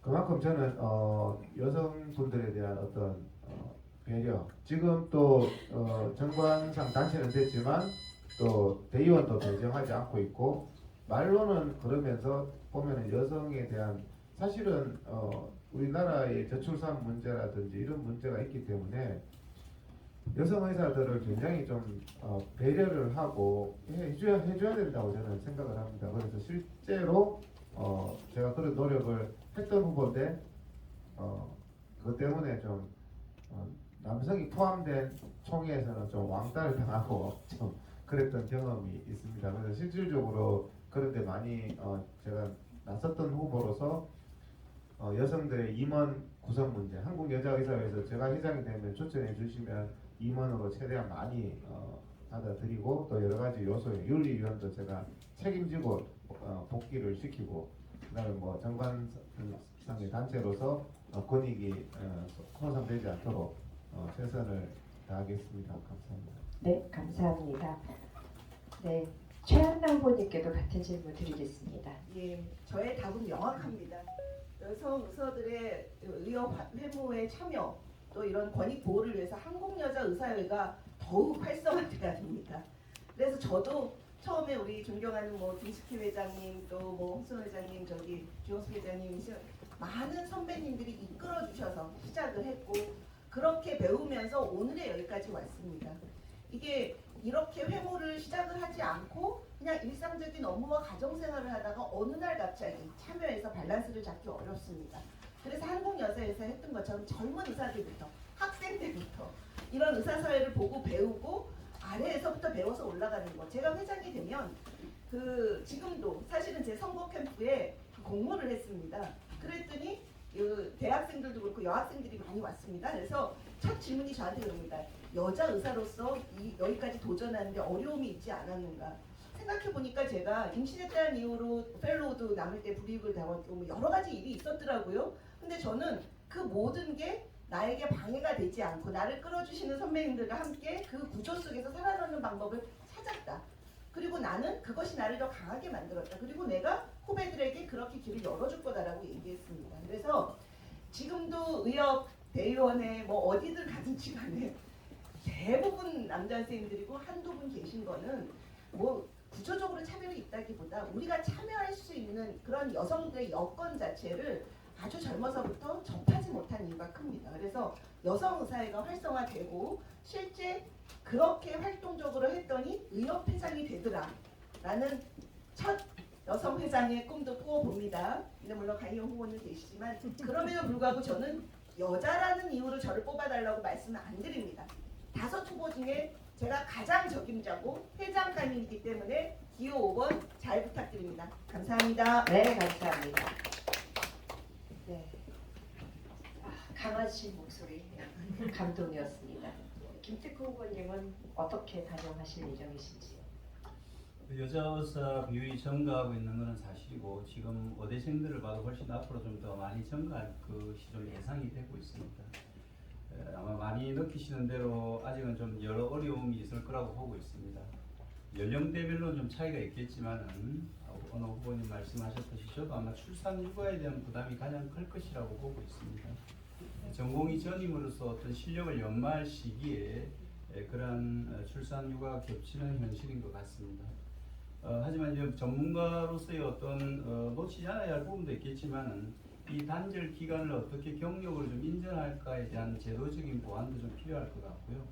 그 다음에 병원급 의료기관에서는 이런 육아휴직을 좀 적극적으로 활용해야 될 것 같고 또 대체 인력을 좀 투입하는 이런 명문화된 제도도 도입이 좀 돼야 될 것 같습니다. 그리고 역시 정부 지원도 마찬가지로 있어야 될 부분이라 생각하고요. 또 이런 기관들이 그런 대체 인력 투입을 명문화하는 제도도 있으면서 의료기관 자체에서도 탄력 근무제, 파트타임 도입이라든지 이런 것도 좀 운용해서 여자 의사들이 육아를 병행할 수 있도록 좀 도와줘야 된다 그렇게 생각하고 선진국에서도 아마 우리나라보다 훨씬 여자 의사 비율이 높고 이런 제도를 적극적으로 활용하고 있다고 알고 있습니다. 아직은 여자 의사라는 이유로 인해서 아마 여러 가지 임상과가 접근이 좀 어려운 부분도 있는 것으로 알고 있습니다. 그런 것도 좀 제도적으로 저희들이 좀 잘 준비를 해야 될 것 같고요. 만약에 암암리에 이런 일이 발생한다면은 업무조명 제도를 좀 운영하도록 그렇게 한번 해보겠습니다. 저는 여자 의사들이 다양한 분야에서 리더십을 나타낼 수 있도록 여기 계신 우리 한국여자의 홍순원 회장님과 함께 리더십 프로그램을 만들어서 한번 운영하려고 하는 계획도 가지고 있습니다. 제가 회장이 된다면은 대한의사협회 회장으로서 지금 말씀드린 여러 가지 제도가 잘 도입되고 운영될 수 있도록 최선을 다하겠습니다. 이상입니다. 감사합니다. 시간을 잘 지켜주셔서 저도 바쁘셨습니다. 네, 강희경 후보님은 여자 의사로서 또 여자 의사의 권익에 대해서 어떻게 반영하실지 의견 여쭙니다. 네, 제가 전공이 fellow 할 때에 비해서는 훨씬 좋아진 것 같기는 합니다. 제가 출산 후에는 3주 만인가 출근을 했는데 그것도 선배님들에 비해서는 훨씬 좋아진 거라고 하더라고요. 근데 지금은 적어도 그 출산휴가를 노동법에 의한 보장받고 그리고 또 출산 전후해 가지고 또 당직 안 하고 있는 게 법으로 되어 있죠. 결국은 문화가 좀 바뀌어야 될 거라고 생각하는데요. 희망은 있다고 생각합니다. 지금 소아과 진료실에 엄마 아빠가 손잡고 오는 일이 많고 젊은 친구들도 이제 육아를 이제 독박하는 게 저처럼 독박한 게 아니고 같이 하는 이런 생각들을 많이 하고 있더라고요. 그렇지 않으면 당당하게 그 남편을 야단을 치는 좋아질 거라고 생각은 하는데요. 제도적인 뒷받침 물론 필요하다고 생각합니다. 이 의협의 회무에 있어서는 그 조금 지금은 밖에서 보기에는 우스워 보이지만 예를 들어 교원 그 여성 분율 정해져 있지 않습니까? 30% 정해져 있는 것처럼 의협도 그렇게 바뀌어야 한다고 생각합니다. 처음에 이런 게 전혀 도입되어 있지 않을 때는 강제하는 수밖에 없죠. 여성의 퍼센트가 37%면 그 의협의 구성원도 30%가 돼야지 않겠습니까? 이때의 문제는 여성이 이렇게 임원이 되고 직원이 됐을 때 문제는 애들한테 문제가 생겼을 때 결국 보통은 엄마가 달려가죠. 거기에 대해서 그 당연시하는 그런 문화를 만들어야 한다고 생각합니다. 그래서 출근 시간, 퇴근 시간 이거 픽스해서 꼭 뭐 출퇴근 도장 뜨는 것보다는 결국은 얼마나 일을 하느냐를 더 중요시해서 자유롭게 언제 어디서든 일할 수 있는 그런 분위기를 만들어야 한다고 생각합니다. 그 의협만이 바뀐다고 의사 사회가 바뀔까는 물론 아니겠죠. 그럼에도 불구하고 우리가 시작할 수 있다고 생각합니다. 이런 모습을 보이면 점점 이런 문화가 퍼져가지 않을까요? 이것이 결국은 나아가서 이 출산율의 제고에도 좀 도움이 되지 않을까 생각합니다. 이런 문화를 우리가 더 적극적으로 만들고 캠페인하고 하는 게 우리가 할 수 있는 일이라고 생각합니다. 네, 감사합니다. 시간 정확하게 맞추셨는데 3초 남으셨습니다. 저희가 초 단위로 계산하고 있는데 그게 저희가 총각을 다투는 시급한 사태이기 때문에 이렇게 카운팅하고 있습니다. 네, 너무 지금 심각한 표정이 있어서요. 저희 미래의 의협을 이끌어가신 훌륭하신 분들을 뽑는 기쁘고 행복한 자리라고 저는 오히려 생각을 하고 있습니다. 물론 이 사태가 그렇게 쉬운 상황은 아니지만요.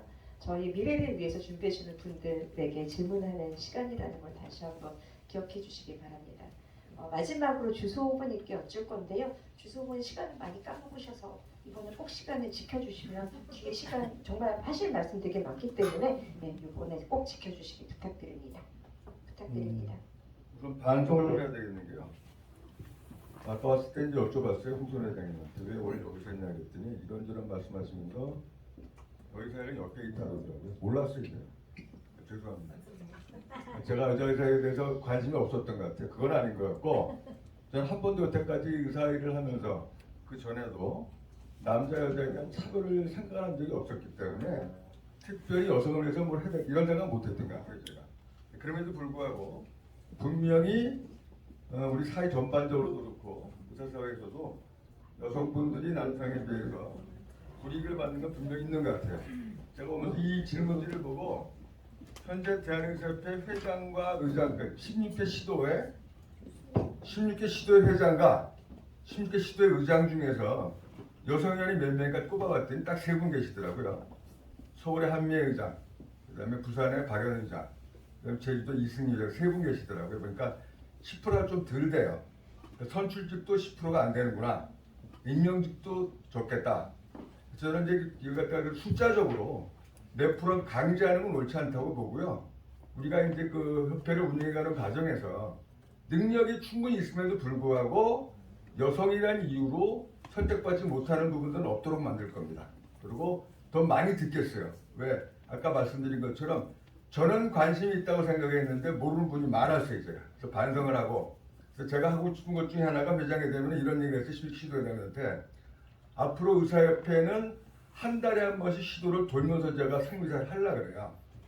요번 첫 번째 달하면 경기도 다음 강원도식으로. 그래서 이제 여사의사회도 조금 생각했습니다. 우리 정책 산하 단체니까 의사협회 상임이사회를 여자 의사회 같이 분기별로 한 번씩은 하면서 최선하면서 여자 선생님들의 고민을 직접 상임이사에 듣도록 하겠다. 이런 소통을 좀 더 많이 해서 실제로 문제가 있는 부분들을 하나하나 풀어나가겠다 이렇게 말씀드리겠습니다. 네, 감사합니다. 자, 이제 거의 마지막 저희가 준비한 질문 시간이 될 것 같은데요. 저희가 후보님들을 유심히 관찰한 끝에 나온 질문들이라고 생각하시면 될 것 같습니다. 각 후보님들께 각각 다른 질문을 드릴 예정이고 역시 2분의 시간을 드리도록 하겠습니다. 우선은 이 순서는 5번이신 최현남 후보님께 먼저 드릴게요. 지금 비현실적인 저수가로 의료기관의 적자 탈피가 의료행위의 우선순위가 돼버렸습니다. 저도 지난달에 월급을 받으면서 이렇게 감사할 줄 몰랐는데요. 이런 상황에서 국민 의료비 부담을 완화하면서 동시에 의료 접근성을 현재처럼 유지하는 것이 가능하다고 보시는지요?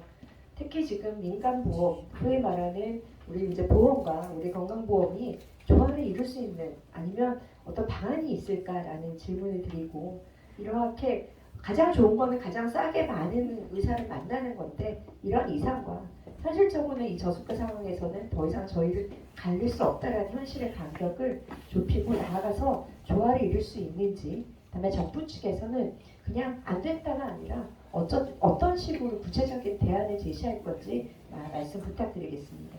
네, 저는 가능하고 가능하게 해야만 한다고 생각합니다.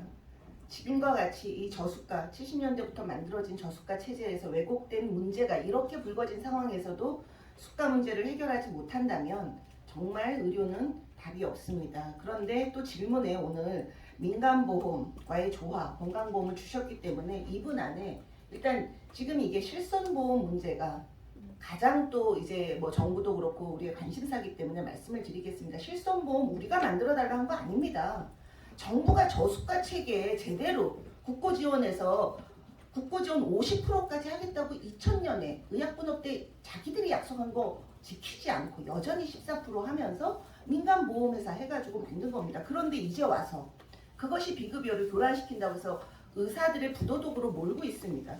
사기업인 보험회사가 설계를 잘못해서 실손보험으로 손실이 나는 걸 왜 대통령이 신경 쓰고 국가가 나서서 보존해 주려고 합니까? 의사들이 소신진료 하면서도 발생하는 적자는 계속 모른 척하고 더 쥐어잡으면서 보험회사의 적자에만 신경 쓰는 거, 이거 제대로 된 의료계약 맞습니까?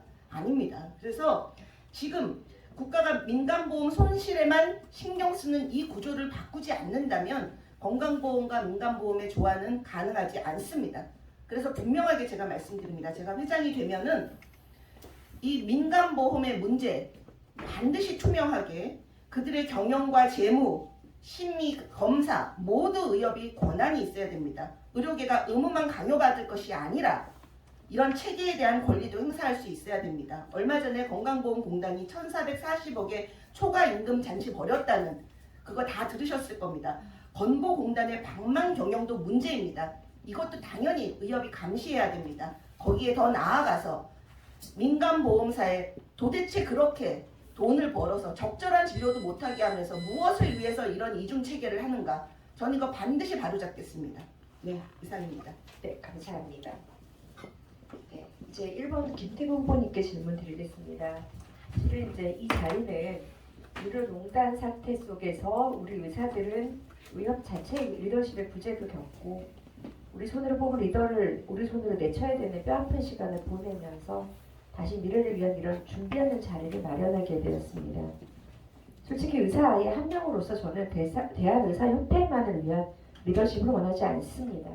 의협이 정부와의 협의 과정에서 우리 정말 저 같은 비필수가의 의사 아니면 필수가의 의사, 이 모든 사람들의 크고 작은 목소리를 제대로 반영하기 위해서는 구체적으로 어떤 변화와 전략이 필요하다고 보시는지, 이를 실현하기 위한 후보님만의 리더십, 전략은 무엇입니까? 라는 질문을 드리겠습니다.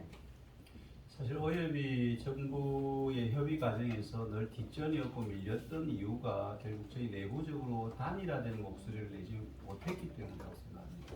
그리고 결국은 지역이나 지역이나 세대 간에 서로 의견이 많이 달랐던 목소리를 과연 우리가 이제 앞으로 어떻게 담아낼 것인가 그것이 가장 중요하다고 저는 생각하고 있습니다. 물론 어떤 사안에 대해서는 중요도라든지 이해도가 서로 다를 수밖에 없는 구조적인 문제가 있다고 저는 보고 있습니다. 그런데 이런 걸 우리가 관가하고 집행부의 일부 생각으로 일을 추진하다 보면 항상 반대에 우리가 부딪혔다 그렇게 생각합니다. 그래서 이런 다양한 문제들, 민감한 사안에 대해서 내부적으로 충분한 대토론 과정이 필요하다.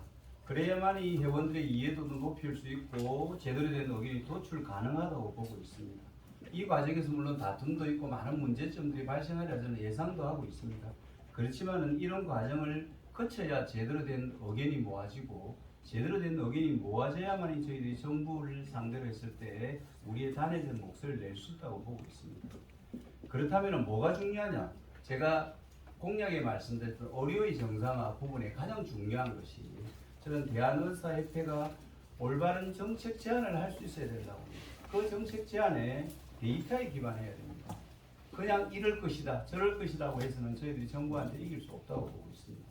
근거에 바탕한 제대로 된 정책을 만들자가 제 공약에 들어있던 이유가 그렇습니다. 그래서 의회 정책기획파터 의료정책연구소의 기능들을 강화를 해야 되고 그리고 그렇게 생산된 정책을 최대한 가지고 정부에 대응해야 1:1 협의가 가능하다고 보고 있습니다. 그래서 저는 이런 걸 통해서 우리가 주도하는 정책을 제안하고 또 그럼 정부가 우리를 도와주는 그런 어떤 그림을 그릴 수 있도록 저는 기대해 봅니다. 이런 모습을 보여야 많은 회원들께서도 의회 회비를 내는 보람을 느끼실 거라 보고 있습니다. 이상입니다. 네, 감사합니다. 이제 2번 강희경 후보님께 질문 드리겠습니다. 의료인의 과로와 그로 인한 번아웃은 저희들한테 큰 부담이고 실제 가장 부담이 되는 거는 이러다가 환자한테도 위험하지 않을까라는 것이 심각한 문제입니다. 이제 의료인의 권익과 복지 강화를 위해서 어떤 정책을 제안하시겠냐는 질문을 드릴 예정이고요. 실제 저희 주변에 보면 상급종합병원에 있는 교수들, 대학병원에 있는 교수들은 정말 쓰러질 때까지 일하고 버티다가 이래도 도저히 안 되겠다 그만두거나 조금 더 사람 많은 데로 가자 이직을 선택하고 있습니다.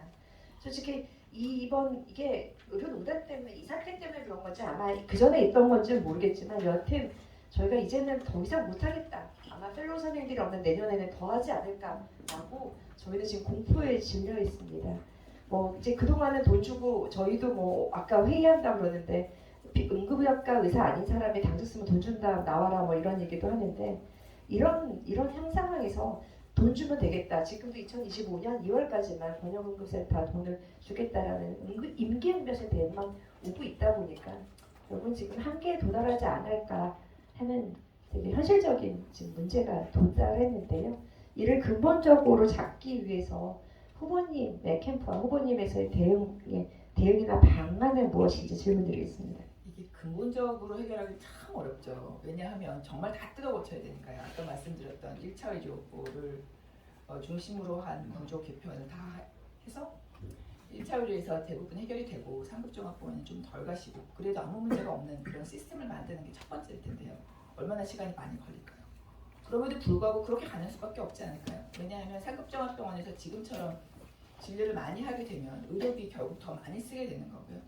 결국 좋아지지도 않고 우리도 너무 힘들고 바꿀 수밖에 없습니다. 근데 이게 1차 의료기관을 강화하면서 오히려 또 필요한 거는 소비자들의 동의가 되겠죠. 소비자들도 이걸 원하는 것인가. 근데 모르겠습니다. 조금 생각해 보신 분들은 원하더라고요. 저희가 심지어 책을 만들 정도로 이제 한 36편의 그 의견을 모았었는데요. 거의 똑같은 말씀을 하십니다. 내 가까운 그 병원에서 가까운 의원에서 진료 제대로 받고 싶다.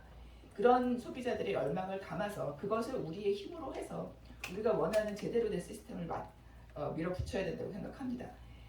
그런 걸 위해서 예를 들어 오늘 어떤 서강대 교수님께서 말씀하신 것처럼 타운홀 미팅이라든지 또 지금 보험공단에서 하고 있는 한국미래 의료 포럼 이런 것들을 사용할 수 있을 것이라고 생각하는데요.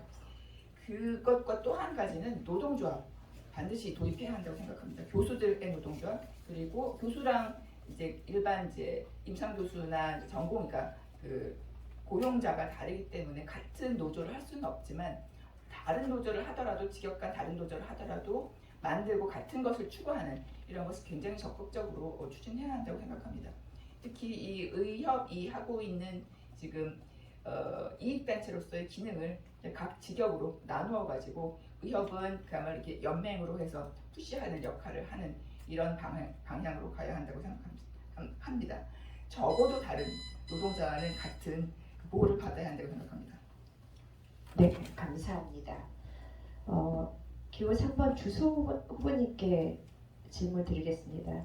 의료사고로 인해 의사들이 법적 위험에 직면하는 일이 점점 더 많아지고 있습니다. 절대 실수가 있어서는 안 되고 저희는 신의 수준으로 의료를 해야 되는, 경제에 도달해야 되는 지경에 이르렀습니다. 환자들은 내가 병원에 가면 살아야 된다라는 높은 기대치와 또 친절하게 봐야 되는데 저 나쁜 의사들은 어떠냐라는 도덕적 잣대로 정말 의사는 나쁜 사람이라는 형벌에 가까운 경제적 부담과 도의적 책임이라는 고통에 매일매일 시달리고 있습니다. 현재 많은 회원들이 이 현안을 주시하고 있지만 제대로 된 방향과 대안이 없다고 느끼고 좌절하고 있습니다. 의료사고 처리 특례법 제정 및 법적 보호 체계 강화를 위해 후보님만의 구체적인 구상이 있다면 자세히 알려주십시오. 질문 드리겠습니다. 정답은 간단해요. 글로벌 스탠더드로 하자고 하면 됩니다. 저는. 일단 의료라는 것은 우리는 잘 알고 있지만 질병이라는 것이 자연 치유되는 경우를 제외하고는 놔두게 되면 방치하면 결국은 사망에 이르게 되는 것이 질병입니다. 우리들이 하는 진료라는 것은 그러한 과정에 개입해서 그 환자를 회복시키기 위해서 침습적인 방법을 동원할 수밖에 없기 때문에 아무리 최선의 진료라고 주의를 기울이더라도 의료는 결국은 악결과가 발생할 수밖에 없는 겁니다. 그래서 글로벌 스탠다드는 고의, 중과실을 제외하고는, 무과실은 당연한 거고 고의, 중과실을 제외하고는 형사처벌을, 형사 기소를 하지 않는 것이 글로벌 스탠다드입니다. 그래서 우리가 주장할 거는 우리만 특별해달라는 게 아니라 전 세계적인 추세가 그런 거기 때문에 검사가 이 의료 악결과에 대해서 고의나 중과실이라고 입증하지 못하는 한 형사기소를 하지 않아야 되는 것이 당연한 거고, 그럼에도 불구하고 환자에 대한 배상을 해야 되기 때문에 이 민사배상의 주체는 국민건강보험공단이 해야 된다는 것이 우리들의 주장이 돼야 됩니다. 왜? 현재 건강보험의 급여 진료권 내에서 진료에 대해서는 정부가 하려는 방침대로 정부가 정한 수가제로 진료하는 거기 때문에 이 OECD 국가들이 국가가 배상하는 것처럼 우리나라는 민간 의료기관에도 불구하고 공공의료기관화 되어 있는 국민건강보험제도 하에서는 급여 진료권에 대한 민사배상의 주체는 공단이 되어야 된다. 이렇게 주장을 하면 그동안에 정부의 입장은 뭐였느냐? 현재 당신들 의료 수가 내에 리스크에 대한 수가가 들어가 있으니 그 의사들이 내라고 말을 했거든요. 그래서 우리가 주장할 수 있는 것은 현재 수가 내에 들어있는 리스크비를 다 빼서 공단에다 갖고 가라. 그리고 급여 진료에 대한 악결과에 대해서는 정부가 배상의 책임이 되어야 된다. 또 구체적으로는 공단이 배상의 책임이 된다고 주장을 하고 그걸 관철해내는 것만이 이 부분에 대한 근본적인 해결 방법입니다. 네, 감사합니다. 이제 마지막 질문입니다. 이동우 후보님께 질문 드리겠습니다. 저는 그 충남의대의 세종 충남대학교 병원에서 일을 하고 있는 피부과 의사입니다. 이번 사태를 통해서 실은 이 수도권에 있는 병원과 지방은 의료 격차 문제가 점점 심각해지고 있습니다. 아마 이제 언론에 지금 잘 안 나오고 있는데 요새 저희 병원에서 하고 있는 일 중에 우리 원장님과 기조실에서 하는 거 보니까 응급회의를 합니다. 왜냐하면 저희 병원은 흉배가 없고요. 신경외과 둘러봐서 당직 없고요. 스트로크 있어도 못 보고 카드 인터벤션 불가능하고 응급실은 지금 현재 야간 폐쇄하고 있고 계속 공고를 나가고 있고요. 저희뿐만 아니라 모든 국립의대가 지금 60명씩 의사들을 뽑겠다고 계속 공고가 나가고 있습니다. 수도권은 그래도 의사가 있는데 이제 지방은 이 사태를 계기로 저는 무너졌다고 생각을 합니다. 물론 경기도 수도권이고 거기서 의사회장님을 하시고 계시면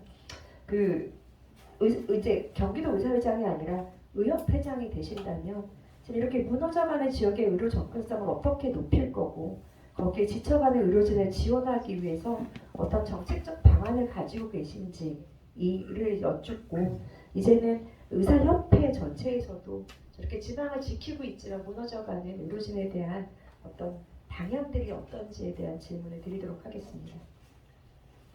제가 여기에 대해서 이 질문에 대해서 칼럼을 쓴 게 있습니다. 경기메디 뉴스에 칼럼을 쓴 게 있는데 못 보신 것 같아서 제가 그 내용을 소개해드리겠습니다. 제가 거기 세종시의 지방국립대병원 분원 원장이라도 흉부외과, 신경외과 폐쇄합니다.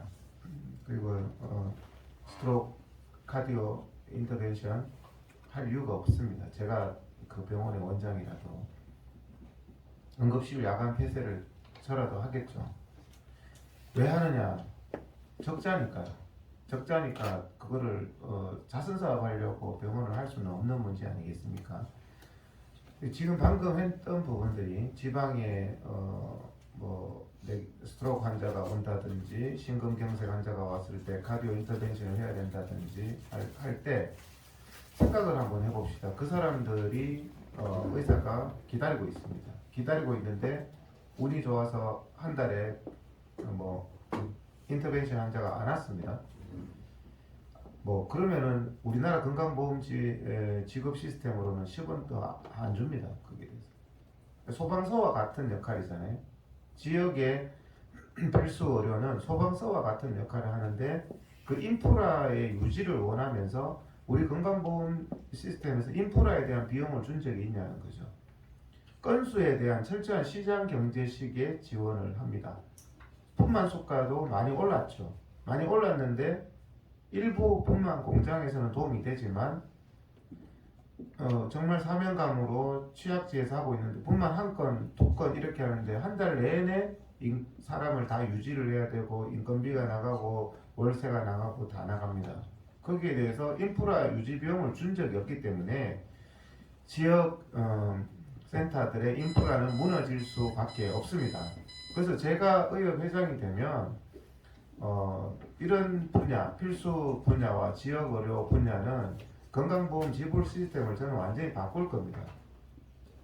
인프라에 대한 비용을 주고 보조적인 인센티브 방식으로 바뀌어야 됩니다. 그렇지 않고는 모든 신경외과, 뭐 흉부외과, 산부인과 다 닫아야 됩니다. 수지 타산이 안 맞기 때문입니다.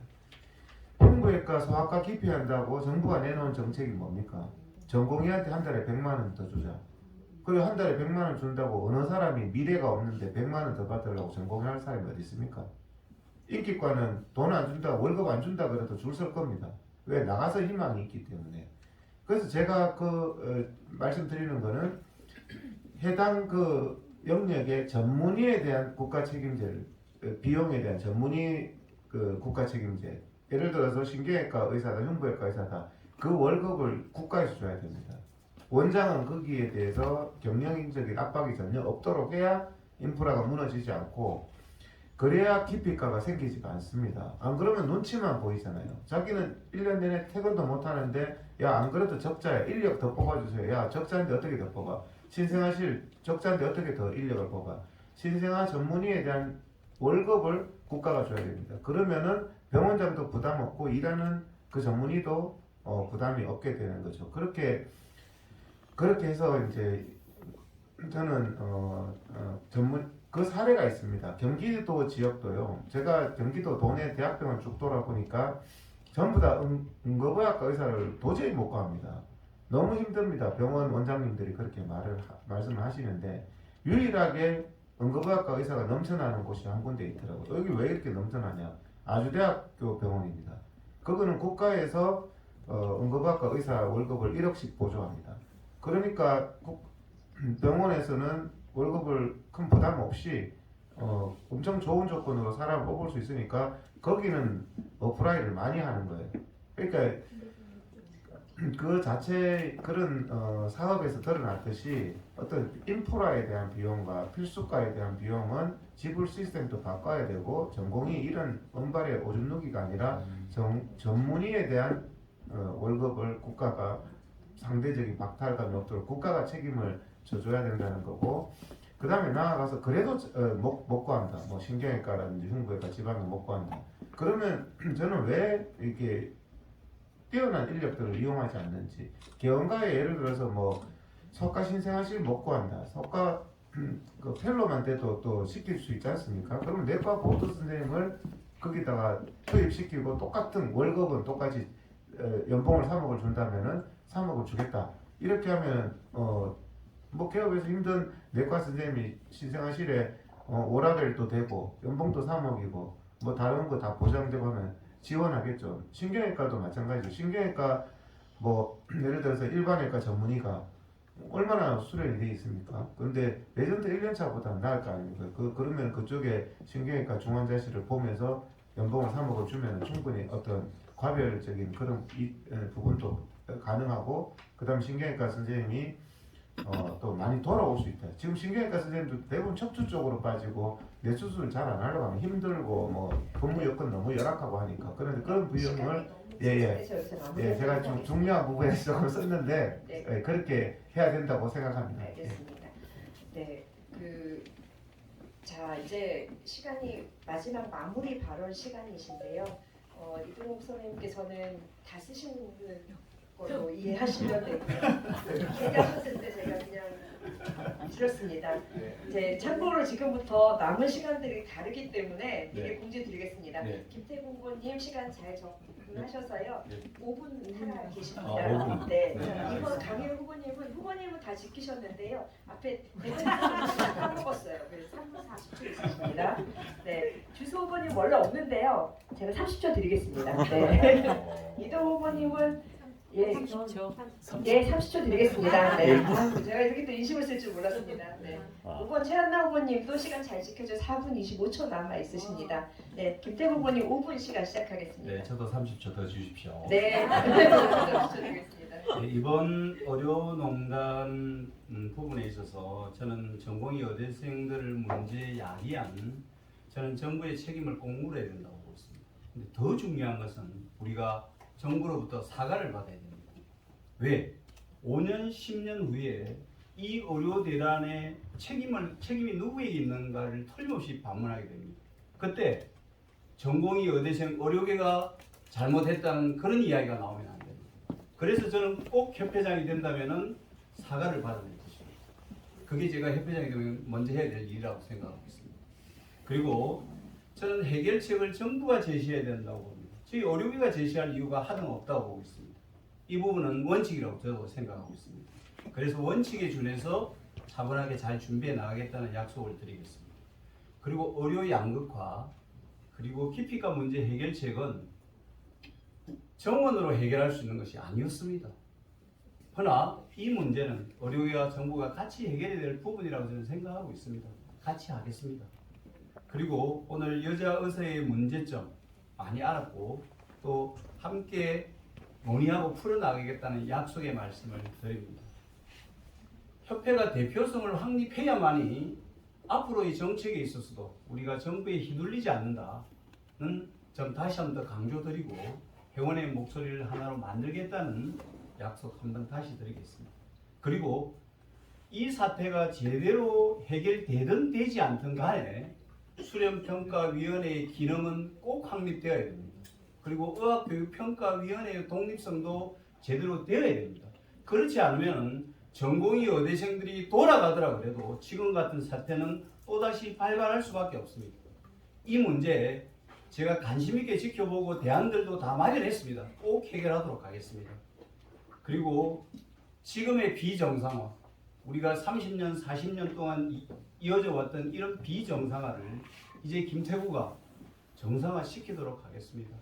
제가 25년간 의사회무를 하면서 가장 가슴 아프게 느꼈던 모든 부분들이 정책에 제가 녹여내고 협회장이 된다면 제가 풀어나가겠습니다. 약속드립니다.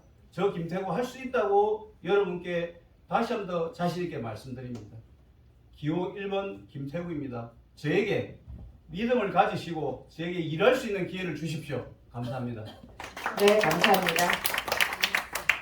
이번 강일훈 후보님은 3분 40초의 시간이 있으십니다. 마무리 발언 부탁드리겠습니다. 네. 마무리가 제일 어렵더라고요. 그 질문에 대한 답을 하는 거는 훨씬 쉬운데요.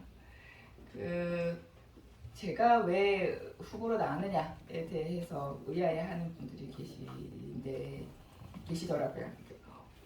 제가 왜 비대위원장이 됐지부터 시작해서 도저히 못 참겠어서 비대위원장이 됐다고 지난번에 말씀드렸던 것 같은데요. 그 비대위원장, 일개 대학의 비대위원장으로는 해결이 안 돼서 어떻게든 좀 해결해 볼 수 있을까? 그래서 더 이상 이런 문제가 다시 생기지 않게 좀 할 수 있을까? 해서 나왔습니다. 정부만 문제였으면 뭐 그럴 필요 없겠죠. 하지만 의료계의 대처도 지금까지 별로 현명하지 못했다고 생각이 되고 지난 10개월간의 대처 지금처럼 우리의 주장만 해가지고 해결되지 않을 것이라고 생각해서 정말 의협도 먼저 바뀌어야 된다고 생각해서 나왔습니다.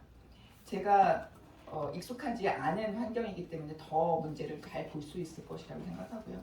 오늘처럼 이렇게 지역 상황을 전혀 몰라가지고 이렇게 닥질을 하는 일이 앞으로도는 없을 거라고 생각합니다. 왜냐하면 오늘까지는 혼자였지만 의협 회장이 되면 여러분들과 같이 할 거니까요. 경험 많으신 여러분들과 함께 정말 다 함께 우리 의료를 살리는 것을 목표로 같이 해야 한다고 생각합니다. 근데 이 과정에서는 우리끼리만으로는 안 된다고 생각합니다. 우리가 힘을 가지기 위해서는 우리가 아무리 좋은 아이디어를 가지고 있어도 우리 아이디어를 다른 사람들이 맞다고 해줘야 여기 같이 힘을 밀어줘야 된다고 생각합니다. 그래서 예를 들어서 정부에서 2,000명이 계속 우리를 브레인워싱 할 때 저런 가짜 뉴스를 일삼을 때 소비자 단체도 시민 단체도 국민들도 환자들도 2,000명 웃기고 있네를 할 수 있었어야 한다고 생각합니다. 앞으로 그렇게 만들어야 한다고 생각합니다. 예를 들어 저에게 지금 돌고 있는 저와 관련해서 돌고 있는 가짜 뉴스도 가만히 있으면 안 된다고 생각합니다. 내부의 가짜 뉴스든 외부의 가짜 뉴스든 가짜 뉴스 때문에 공격받는 것은 가만히 있으면 안 된다고 생각합니다. 반격하고 나가 싸워야 한다고 생각합니다. 그래서 사실은 의료계의 문제가 이렇게 밖으로 보이는 것을 두려워하여서 내분을 가능하면 안으로 안 보이게 하려고 하면서 문제가 좀 더 키워졌던 면도 있다고 생각합니다. 더 이상 그렇게 돼서는 안 된다고 생각합니다. 의협부터 투명해야 한다고 생각하고 그 음해가 오면 받아쳐야죠. 더 이상 음해가 가능하지 않은 그런 의협을 만들어야 우리가 힘을 가지고 누군가 우리를 가짜뉴스로 공격해 올 때 반격할 수 있을 거라고 생각합니다. 모두를 우리 편으로 만드는 그런 의협을 만들고 싶습니다. 법 쪽에 우리 편으로 만들어야죠. 사실 뭐 우리 예를 들어 가족, 사돈 있지 않습니까? 많이 우리 편으로 만들어야죠.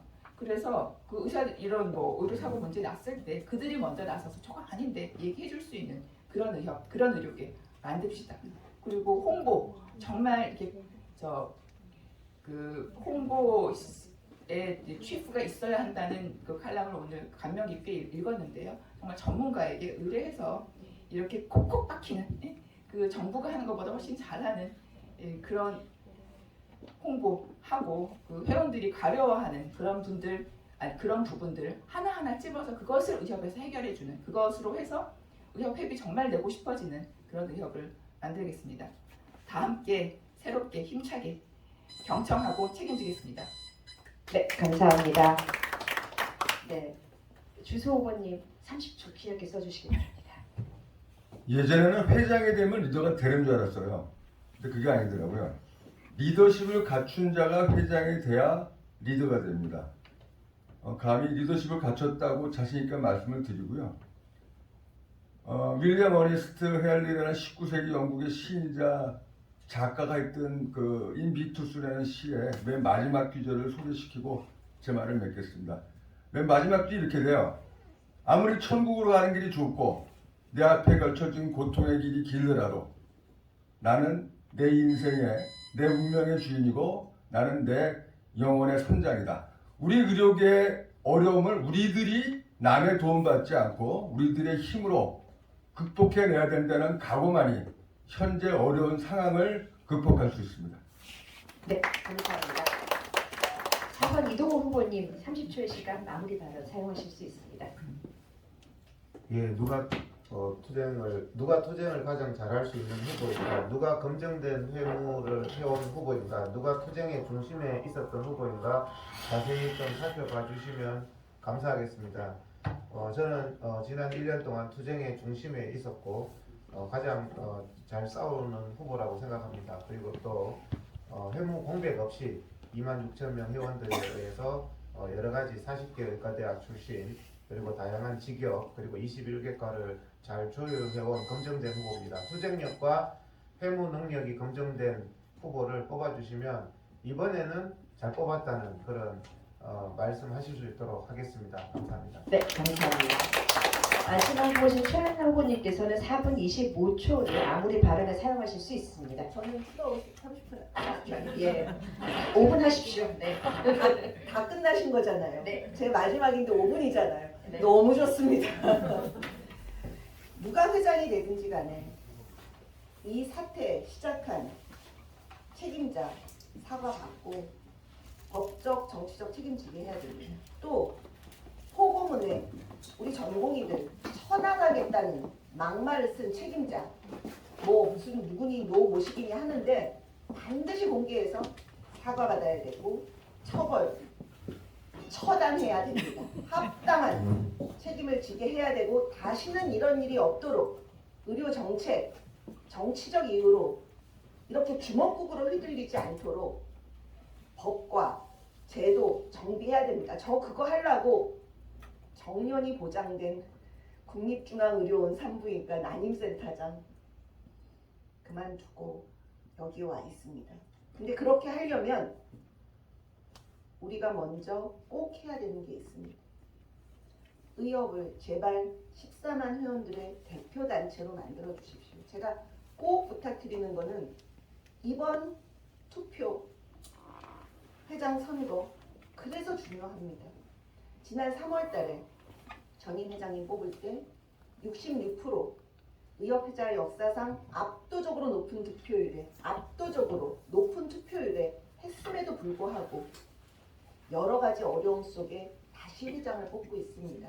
의협이 하는 거 마음에 안 들고 투표하고 싶지 않다는 분 많이 봤습니다. 뭘 기대하겠냐, 누가 하더라도 뭘 할 수 있겠냐, 각자 알아서 살자.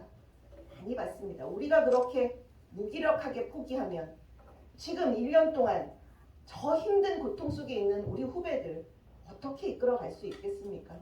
이번에 반드시 투표해 주셔서 역대 최고 투표율 70% 찍어주십시오. 회장님, 여자 의사회 회원들은 100% 투표하게 해주십시오. 제가 정말 간곡하게 부탁드립니다. 만약에 이번에 투표율 지지부진하게 나오면 의협 역사상 제가 찾아보니까 한 20, 30% 투표를 할 때도 있었어요. 그렇게 되면 국민들은 더 이상 의협을 대표단체로 안 봅니다. 전국 우리가 무슨 이야기를 해도 귓등으로도 안 듣습니다. 그래서 이번에 투표율이 매우 중요합니다. 제가 회장 선거에 나온 가장 제 마음을 움직였던 후배들의 말 중에 최한나가 나와야 투표율 올라간다 해서 나온 거 있습니다. 그리고 제가 협회에 있으면서 그 대전협과 그 전임 회장님의 갈등을 알았기 때문에 해결하려고 정말 많은 노력을 했습니다. 그래서 우리 젊은 의사들 들어와서 학생, 전공의들 얘기하는 거 실현시켜주는 과정을 보여주면서 의협이 우리 젊은 의사들 뒤통수 칠 걱정하지 말고 들어와서 참관하고 의견 내고 여기는 누구든지 와서 의견 내는 사람들이 만드는 거예요. 여러분들이 들어와서 의견 먹어라. 그런 이야기하면서 많이 했습니다. 그 중에서 젊은 의사 정책 공모전 제가 말씀을 드렸지만 그냥 정말 상금 나눠줄 생각으로 시작했다가 제가 정말 감동받았습니다. 책도 나왔습니다. 한번 봐주십시오. 440건에 정말 우리 후배들 얼마나 우수합니까? 우리나라에서 제일 우수한 인재들이 이 말도 안 되는 정책의 혼란 속에서 얼마나 고민하면서 1년을 하면서 우리나라 정책 이렇게 보자 저렇게 보자 그 많은 의견들을 줘서 대상도 줬고 상도 줬고 책도 나왔지만 대전협과의 갈등 속에 우리 당당하게 내놓고 하지 못해서 익명으로 지금 되어 있습니다. 이런 갈등 이제 끝내겠습니다. 젊은 의사들이 믿고 와서 이야기하면 그들의 생각이 섣부른 거는 선배들이 이끌어주고 실현시켜주면 됩니다. 하지만 그들에게 그들이 살아갈 세상의 제도를 스스로 요구하고 만들어나는 경험을 의대생 때부터 제가 반드시 보장하겠습니다. 그리고 현장에 계신 개업하신 분들, 교수님들 1년 동안 학생들과 후배들과 상처받은 거 아닙니다. 우리들의 자존감도 이루 말할 수 없이 무너졌습니다. 후배들이 선배들 못 믿겠다 하면서 우리들 그동안 해온 의료제도 정말 저는 개원이라는 이름이 의대 교수라는 이름이 이렇게 부끄럽게 난도질 당하는 일련이 너무 가슴 아팠습니다. 이거 회복해야 됩니다. 우리는 마음 아픈 사람도 치료하는 의사입니다. 우리 내부에 우리 선후배 내부의 갈등을 회복하지 못하면 어떻게 이 상황이 수습되든지 간에 우리는 환자를 치유하는 의사가 되기 어렵습니다. 우리 내부의 신뢰를 꼭 회복할 수 있도록 그런 회장이 되겠습니다. 거기에 여자의사회 함께 해주시기 바라고 저는 정말 할 수 있습니다. 기회를 주시고 저를 회장으로 써주십시오. 그러면 새로워지는 의협, 믿고 책임지는 의협, 기호 5번 최한나 뽑아주십시오. 네, 감사합니다. 이제 저희 주변의 의사들의 가장 스탠스라고 하는 것들이 저는 한마디로 패시브 어그레시브니스에 저희가 빠진 것 같습니다. 무기력해졌고 지쳤고요. 이것이 우리의 가장 최대의 공격선이라고 생각하는 의사들이 아마 너무 많았습니다. 그 얘기는 사실 이번 의협선거에 얼마큼 투표할지에 대한 걱정이 될 정도로 지금 모두가 손을 놓은 상태가 아닌가라고 했습니다. 하지만 오늘 후보님들의 이런 의견들을 들어보니 의지와 능력이 출중하시고 이것들이 정말 오롯이 회원들에게 잘 전달되는 시간이 되었다고 생각합니다. 제가 야박하게 자꾸만 시간을 제한드려서 너무 아쉽습니다. 저는 밤새 들을 자신이 있었지만 저희가 대관의 문제, 그다음에 또 임팩트 있게 해주는 것도 회원님, 회장님들의 능력이라고 저는 생각을 합니다. 의료계의 지혜를 모아서 이 어려운 시기를 국민과 함께 잘 헤쳐나가실 분은 저희가 뽑도록 하는 귀한 시간을 주셔서 진심으로 감사드립니다. 이상으로 토론회를 마치겠습니다. 참석해주신 우리 여의사회 회원님과 기자 여러분, 그리고 무엇보다도 열심히 열정적으로 토론에 참석해주신 5분의 회원님께 감사의 인사 박수드립니다. 후보님들 모시고 그래도 기념사진을 하나 찍겠습니다. 후보님들, 그래도 저희 여의사회에 오시는 거 너무 환영하고 사진 하나 찍도록 하겠습니다. 회장님과 저희 이사님들 앞에 나오셔서 같이 사진 찍어주시기 바랍니다. 다 나오시죠?